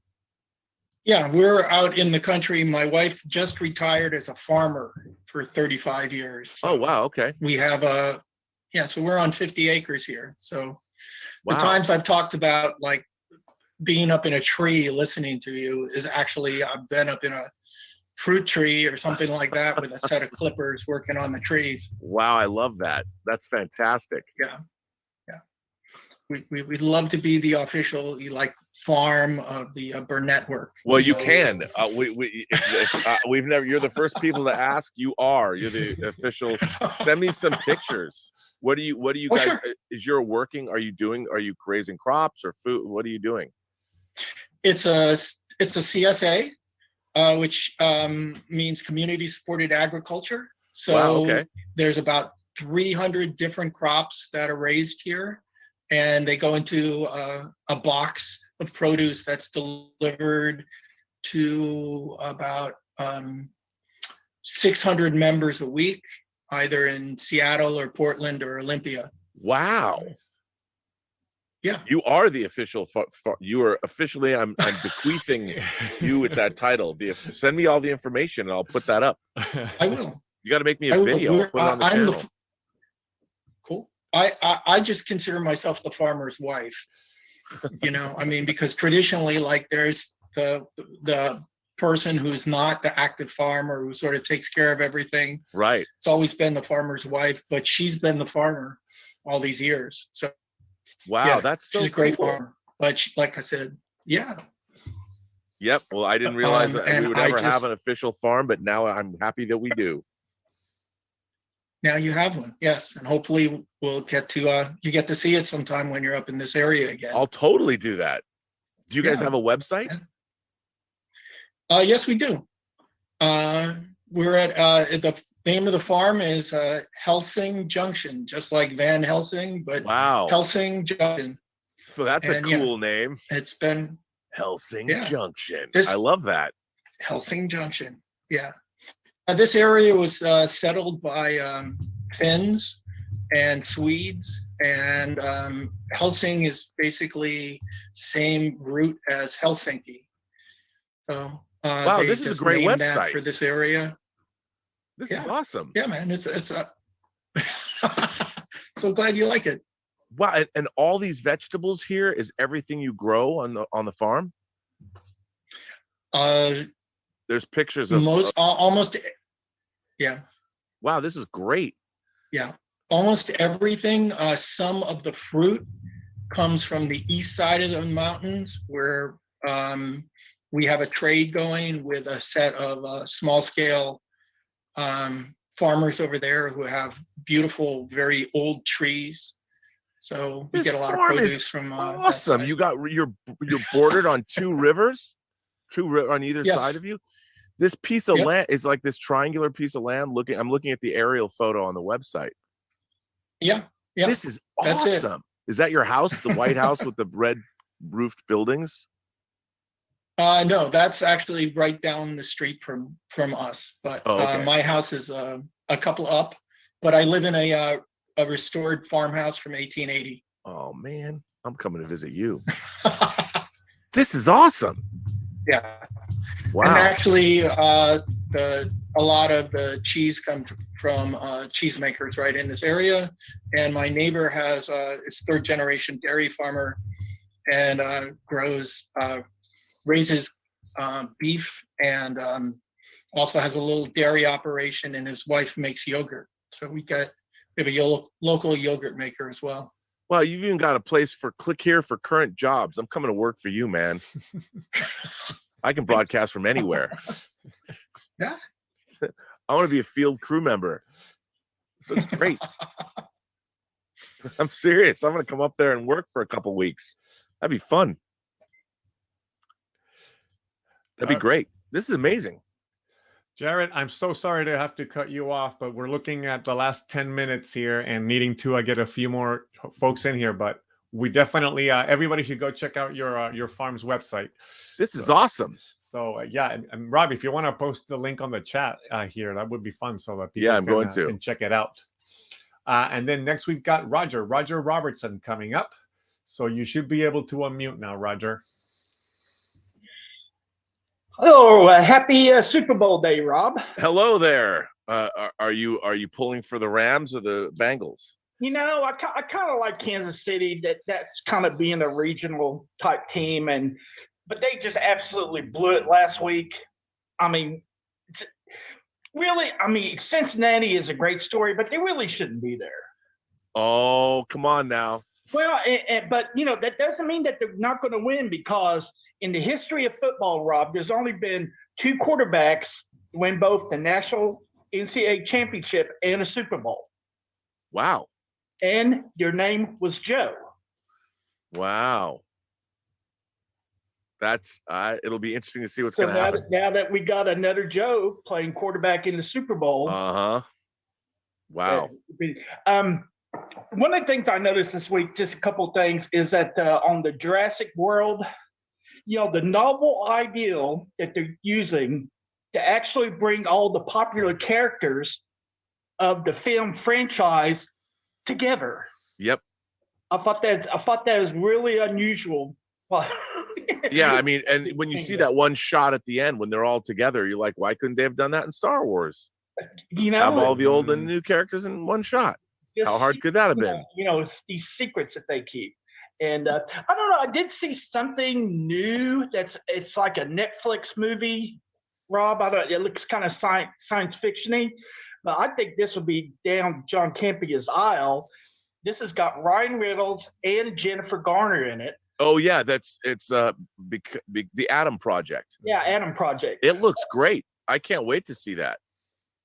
We were talking about that on the show, that it kind of has like a Last Starfighter vibe to it. Right. So I'm looking forward to that. But I know we're just kind of running down the time here. So just good talking to you, Rob, and enjoy the game. By the way, for those of you who might be interested, the Doctor Strange 2 new trailer dropped 2 minutes ago. Nice. And yeah, so yeah, so I'm sure a lot of those are going to be dropping now with the Super Bowl on the cusp of happening here. So yeah, Roger, thank you so much for chiming in. We've got next in the queue is Justin Toner. Justin, welcome. You should be able to unmute. Hey, there we go. I was gonna bring that up. It's like if Rob didn't notice that the trailer just dropped. I Yep. said in the chat. It's like because I was keeping my eye on my TV they teased it. I was like, oh, there it is. There so it I'm gonna is. watch that after we're done talking. So Yep. I'll be quick. Dieter showed off the Ghostbusters set earlier today, but I wanted to show you just some of the stuff that he didn't get because of the funky Europe stuff. Right. So I just wanted to show off the lighting and the slip covers. real Yeah, quick I've for been you. curious to see that. So here, so I'll show off the light here real quick. When you pull everything out. Wow, that's really cool. Yeah. Yeah, I didn't get that, man. It's on for a little bit, and then when you put everything back in, it turns everything off real quick. So, and so here's the slip covers real quick. Here's Ghostbusters 1. And on the back, you got good old Are Gozer. those steel books? No, No, it's just the slip covers. And then here's the Ghostbusters 2 slip cover with Vigo on the back. Yeah. And finally, Afterlife. It's a little bit. Nice. It's got like a worn look to it, kind of thing. yeah. Oh, that's cool. And on the back, it's got the mini puffs. Yeah, I need to get that.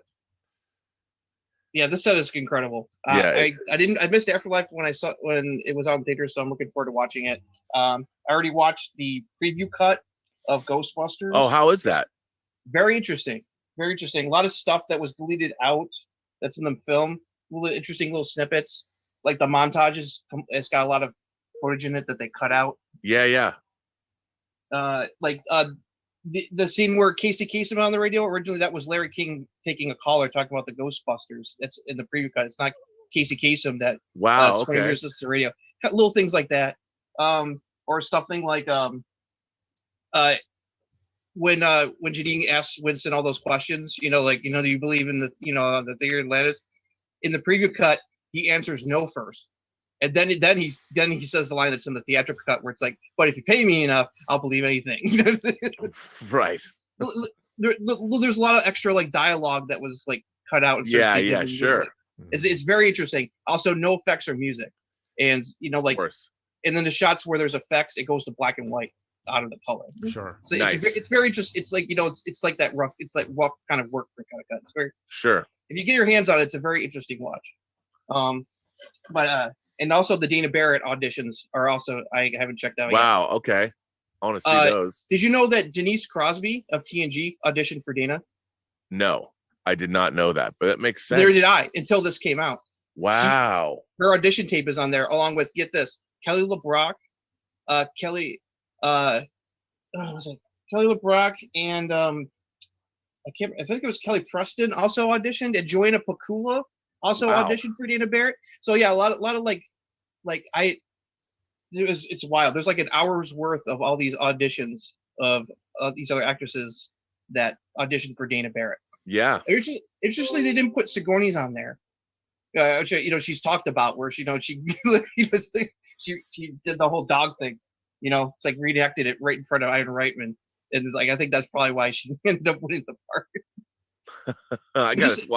I gotta get this now. I wasn't gonna get it, but now I have to get it. Yeah, it's wild. And also quickly, I got the replacement disc for Flesh for Frankenstein this week. Nice. I still haven't checked it out yet. Nice.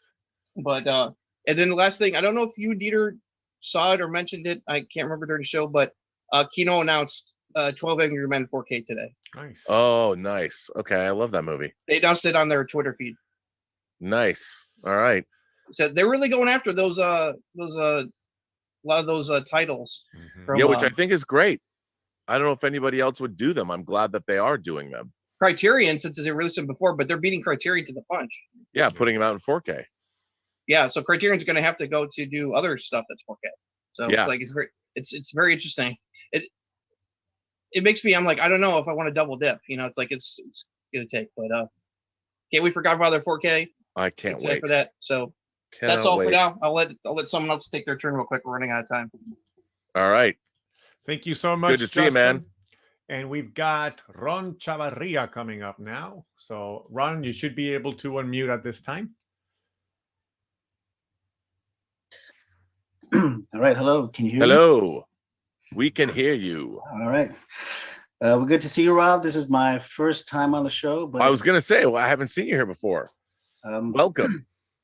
But I do watch your show. Actually, I watched you from the Collider comic book show. The Heroes, all the way back to, God, I started on that show 7 years ago. In April, it'll be 7 years. But on your YouTube show, I go by Ron C. Yep. So for some reason, I guess when YouTube started, it couldn't fill my whole last. I believe it can do it now, but it just cut it off to the C. And well, it's good to see you. Welcome. Thanks for being here. Thanks for being a member. Well, I noticed that you were going to be on Sunday. I normally work 6 days at my job for the moment, so I can't jump on Saturdays. Oh, well, that's good to know, because it was funny. I can only do the Designing Hollywood podcasts now on the weekends. Yeah. And so I did 2 of them yesterday. So that's why I had to move this to today. Well, it's going to be short. I just wanted to say hello and see. I'm actually looking forward for the Batman. Oh man, did you get tickets to the IMAX screenings on the 1st? Not yet, but I'm probably going to log online today and get some tickets. Man, I can't wait. I think it's going to be great. Yeah. And and the Boba Fett started off excited and just came down. It's just inexplicable to me. Just the way it was done. I will never understand. I don't understand. I don't know. I guess my personal opinion. Would you say it's a Disney thing? Because maybe they would have kept Buena Vista. I honestly, to me, it was. I don't think it was Disney. It was. These are all just creative decisions that were made, and I find it baffling from a storytelling standpoint. I mean, even the stuff that was good, the things that I liked, like I liked the second episode a lot. The one with the train, and they went and took the train. I thought that was actually pretty good. And I understand that. I was like, okay, this is good. I thought it was good. It wasn't great, but I thought it was good. There's a lot of. I thought that whole train sequence was really well done. With the Tuscans, and it was fun. I enjoyed it. I'm like, okay, but then the rest of it was it just was bizarre to me. The choices that were made baffled me, and I think it really hampered the show. And actually, just one more question, because I have my dog behind me. She's giving me the walk signal. Because her walks are long. They're at least 45 minutes. Oh, nice. Yeah, we do that at night for our dogs too. Going back to the best Bond girl, I mentioned Tanya Roberts. Yeah, you did. But on my defense, the only reason I picked Tanya Roberts is because maybe Sheena.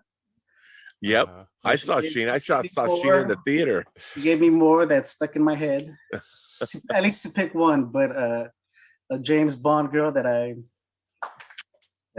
also is stuck on my mind is Anya Maso, Triple X. Yes, and Jane Seymour. Yep, Solitaire. I have a Jane Seymour action figure. And Ursula, of course. Oh yeah, the first Bond.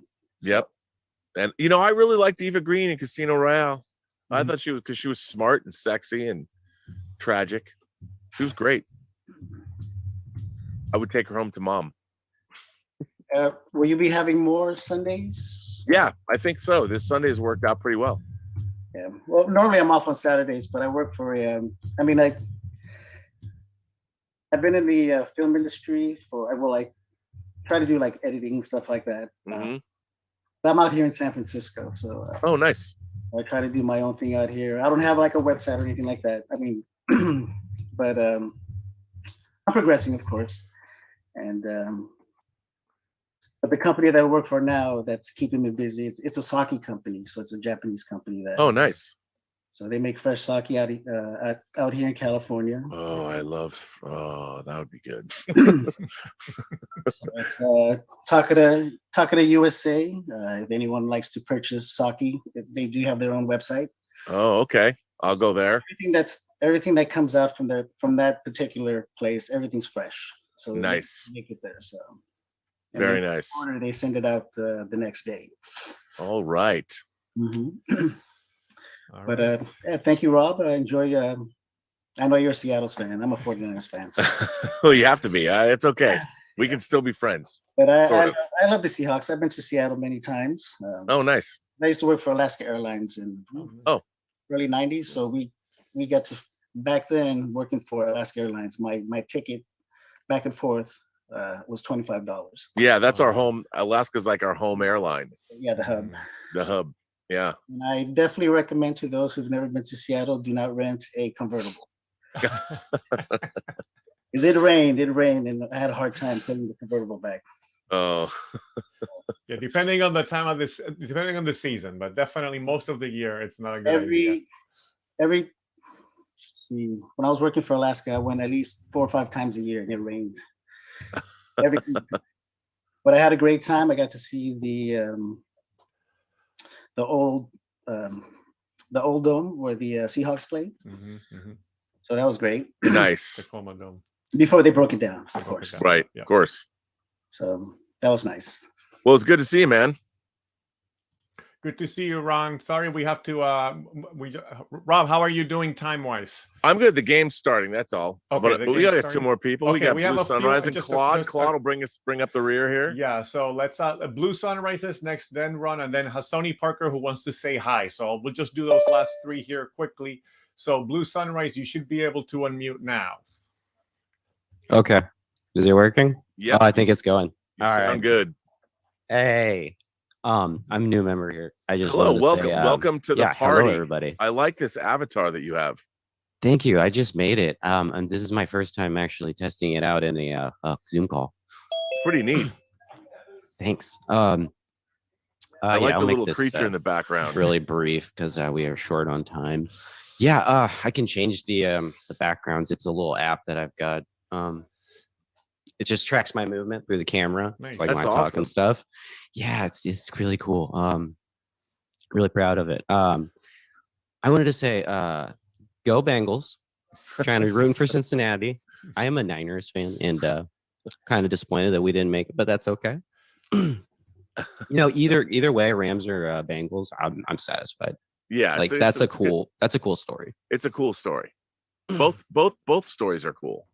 Yeah, but in Cincinnati, man, it's been so long since they've even done anything, right? I know. I know. And if they win, it'd be pretty amazing. Yeah, it would be. It'd be really cool. Yeah. Let's see. I wanted to say that I've been watching your show on YouTube for a long time now. Well, thank you. I just became a member recently, but yeah, I've been following you for a while. I listen to a lot of your stuff when I'm walking my dogs or like working out and stuff. And I like, love that. I really enjoy all the conversations that you have with everybody and all the discussions. I think they're really intellectual and a lot of fun. Oh, well, thank you. I very much appreciate that. I love the idea that people watch the show or listen to the show while you're walking the dogs. I love that. Yeah, it's great. It's great to just like listen and just like I almost feel like I'm in the conversation even when I'm not, Yeah. I love that. Really looking forward to the Batman. That looks really cool. I am so excited for this. I can't wait. I really think it's going to be something special. I mean, a 3-hour movie. I'm expecting though Godfather quality. Yeah. My hopes are high. Yeah, mine too. Yep. I think Robert Pattinson looks really cool. I think I don't know, man. I think he's gonna nail it. I think so too. I think everyone's gonna nail it. I can't wait. I'm really looking forward to watching that Doctor Strange trailer here in a few minutes too. Yeah, me too. I haven't watched it. Because we're talking. I've looked at it, but I haven't watched it. It looks bonkers. I can't wait. What they're just doing with Marvel and with all the multiverse shenanigans. So interesting. It is interesting, and I'm curious if we see any cameos in this trailer. I don't know if there is or not, but yeah. I can't wait. I mean, what could they do? Cameos. I mean, they could so many. Like multiverse just opens up doors, right? Yeah. So many doors. Yep. Yep, absolutely, 100%. I can't wait. I'm very excited. Very excited. There's even rumors of bringing in Tom Cruise as Tony Stark and all sorts of crazy stuff. I know there's like one shot in this trailer. I don't know what it is, but it looked interesting. I'm like, wait a minute, is that an alternate Iron Man? I have no idea. But it certainly looked cool. It's this trailer was dropped 22 minutes ago, and it already has 658,000 views. That's crazy. Wow. Crazy. My God. 658,000. Actually, it's 663,982 views now. Insane. What is the Jurassic World one at? You know? Oh, I have no idea. I could look. Well, they put it on multiple platforms, but yeah, that's true. But that one was really crazy. I really thought that was cool. Yeah, I'll look at the. Here's the Universal one. The Universal one, the Jurassic World Dominion trailer is at 26 million views. Wow. 26,177,112. I mean, they got something special when they brought the old cast back in there to meet the new guys. And it looks great. It looks so good. I got kind of like the goosebumpy a little bit. I'm with you 100%. I'm in. Yeah, absolutely. So all right, Blue Sunrise, I'm gonna sorry to have to cut off. I'm just I want to be mindful to have here the last few folks who want to chime in. Yeah, good to have you, man. Thanks for have becoming you a member. Welcome, and thanks for joining the community. We got Claude Hebert. Claude, I haven't seen you forever. How you doing, my man? What's going on, dude? A long time. Can you hear me? I can hit you 5x5. Yes. Awesome. 5x5. Hey, go 49ers. Bandwagon Montana fan from back in the day. Lived in the Central Coast for 3.5 years, but originally Giants and anything but the Cowboys fan. Sorry, got the game in the background, so I'm going to be quick. Has the game started? They haven't kicked off yet. The game started. Rams have the ball. Oh. And so let me be quick. Pilots have pee bags. An X-Wing definitely has a vacuum-enabled pee bag inside of the cockpit. And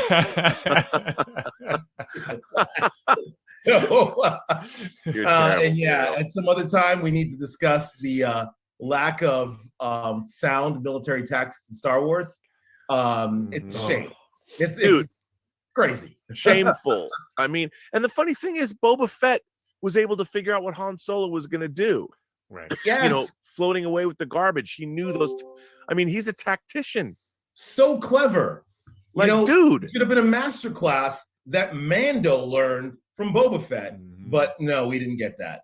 We got, as you said, preschool guys. Robert Rodriguez playing with his toys. Yeah, but I'm like, it was so frustrating. You look at, because tactics are cool. Battle tactics are cool, and yes, there was no like somebody said, there was no traps, there was nothing. There's nothing. You know what? And it brings up a point. I didn't want to get into because it's going to take this. This is an onion that needs to be unwrapped. Does Star Wars think war is passé? And does Lucasfilm really shy away from the idea of the war story? There's two ways you can go with the war story. You can take it seriously and go into the realm of glorifying combat, or be anti-war and do a Goonies adventure. And I think we went full Goonies. You know what? I think you're absolutely right. And that's what's something that I knew that in Disney acquiring this, they're putting themselves between a rock and a hard place, because it is, after all, called Star Wars. And, Rogue One, I was surprised Rogue One got made. I mean, the Battle of Scarif is a great battle, and everybody dies, and it doesn't shy away from the fact that war is ugly and people get hurt. And when you watch the Book of Boba Fett, it was like, what is this goofiness? Yeah, it's a thread that runs through Star Wars and Star Trek. This idea to take the military out of the entire and really go into the fantasy, go into the goofiness, go into the emotionality. And it's like, that's not what a lot of your audience is here for. Right, exactly. And it doesn't make any sense. you know, like especially with Star Trek, where is any kind of, I don't even know what the chain of command is on a starship anymore. Oh my God, chain of command. so you're insubordinate, and then eventually you become the commander of the starship. No, I mean, and all of that, it just strains credulity, and you know, I hate that. Part of the reason I hate that is because it's like these creators have never served in the military in any way, shape, or form, and the fact that you're on the reason that a ship like this works, there's a long tradition of this kind of storytelling, right? You know, in fiction, military storytelling has been around for quite some time, and whether it's Horatio Hornblower or whether it's, take your pick, the stories of World War II. When Star Trek was conceived of, we were only 20 years away from the end of World War II. And we were in a culture that a lot different than ours. I mean, we were born a scant 20. Actually, doing math in public. Were we 25 years removed from World War? Yeah. Not even. Less, yeah. And we were living in a world in which most of the people watching TV lived through that experience in one way or another. Yep. And now we're living in a different world where that kind of martial experience is alien to a lot of the people in a population. And this is the kind of fantasy that we get. Even Lord of the Rings there's a martial culture. Yep. That's involved. And it's not the Goonies, bro. Yeah. No, it's not. And you know what? If Russia does indeed invade Ukraine, which is essentially you're looking at Eastern Europe, I mean, things could get really bad really fast. If there's images, I mean, Ukraine, a civilian population in an essentially European country, I really don't even understand what the motive. I mean, I understand the motivation because I've read up on it, but why do something like this now? You know, you're destabilizing you're destabilizing all of Europe by doing this. And to what end? Are you going to start going in and shooting civilians? Claude, thank you so much. It was so great to see you. Wait, can you turn Claude back on? I will turn. Yeah, sure. I will get Claude back on. Sorry about that. Claude, go ahead and unmute again. Claude, there we go. We'll talk offline about Ukraine. Really interesting thoughts about that. Okay, but I mean, do you think that if they invade, it's only going to be horrible, isn't it? We'll talk offline. Okay.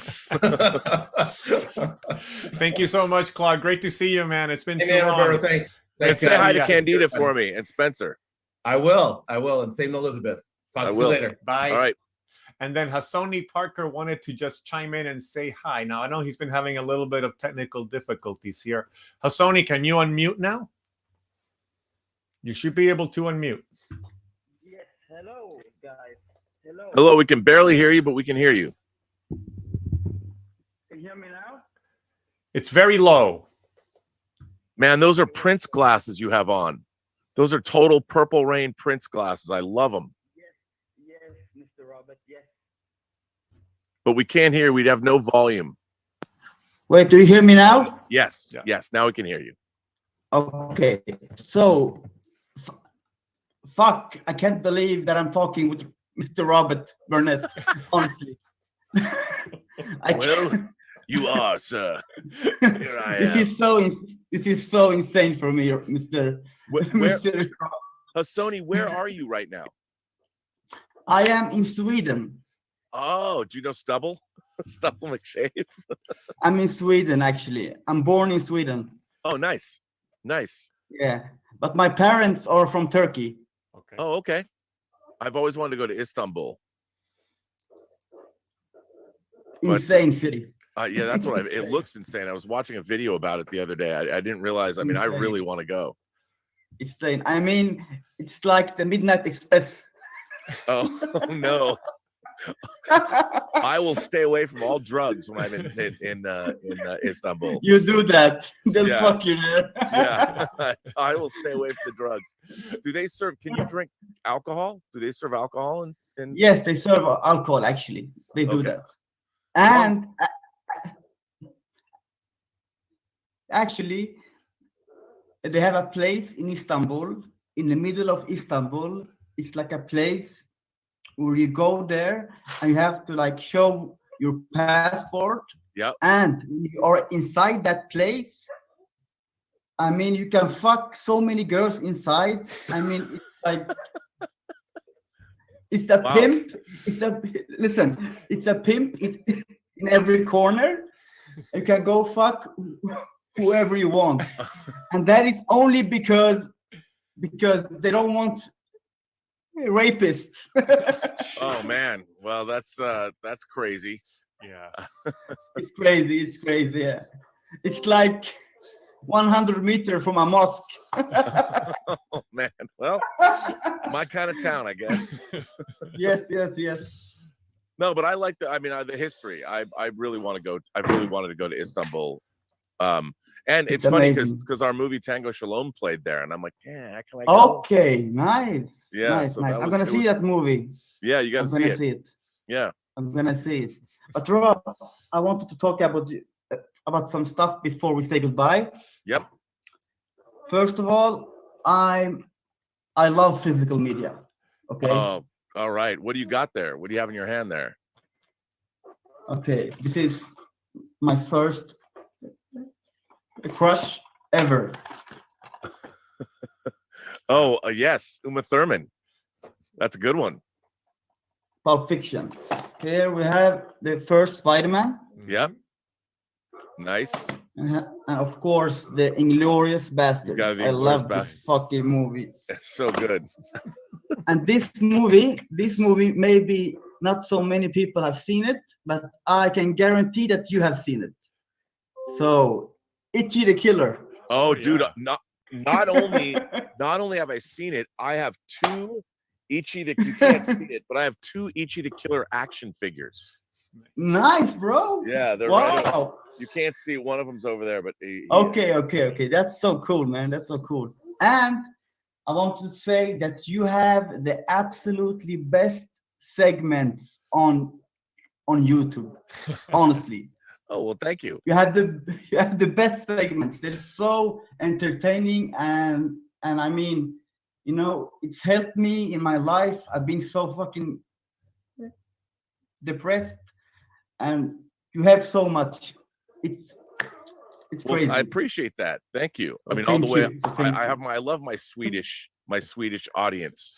Sweden, nice, and bro. Nice. Very good to me. Nice, bro. And the last thing that I want to show you, because we both love fantasy, sex, horror. Yes. Okay, is this going to be R-rated? Me and my friend, of course, me and my friend, we have made a comic book. Okay. Wow. Okay. Did you write it? Did you draw it? And my friend is drawing it, and me and my second friend are writing it. Congratulations, man. And I'm producing it. So this is the second issue. Wow. What's it called? It's called Wahid, Dawn of Evil. Nice. It's about a god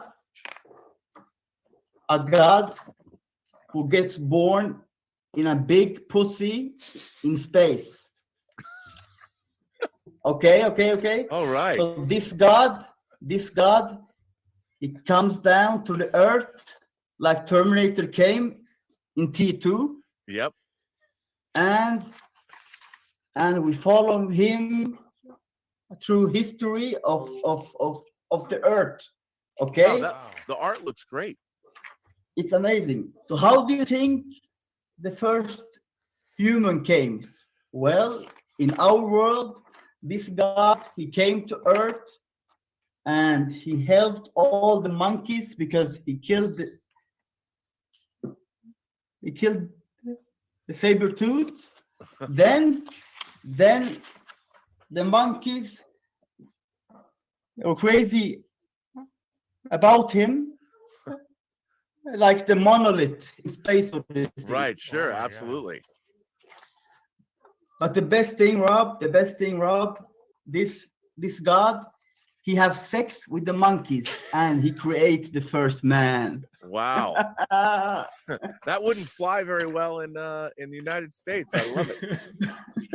And you know, now people, you know, I mean, they sacrifice stuff for him and he loves it. He loves it. And they are having fucking, you know, orgies and everything. You know, just, you know. How do I get a copy of this comic book? I gotta get one. Bro, I'm gonna send it for you for free. Okay, it's amazing. You'll love it. It's about a god and why God is evil. Nice. I'm in. Count me in. And if this is fast. And the first issue is about a superhero who's gonna exterminate ISIS. Oh my goodness. Wow. Okay. He is the biggest nemesis for ISIS. They are afraid from him because he's born in a bunker just to rip their heads off. Wow. Wow. The art's really good. It's really good. It's really good. We have a good guy. I mean, and I think this can be something big. Maybe Rob, you can direct the movie. Hi, Rob. Send me the comics and I'll take a look. Look, fucking Obama is there too. Obama. Wow. I like It's it. amazing.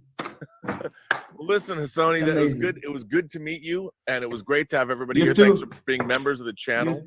And I'm gonna go watch the too. Super Bowl, man. Thank you so much, Hassoni. Thank you so much to everyone. Yeah, let's go ahead. We're gonna have to close up. But Rob, thank you. I think this was a successful experiment with our stream. It was great. And we will see you next time. I mean, we'll put it out to the membership when the next chat is gonna be.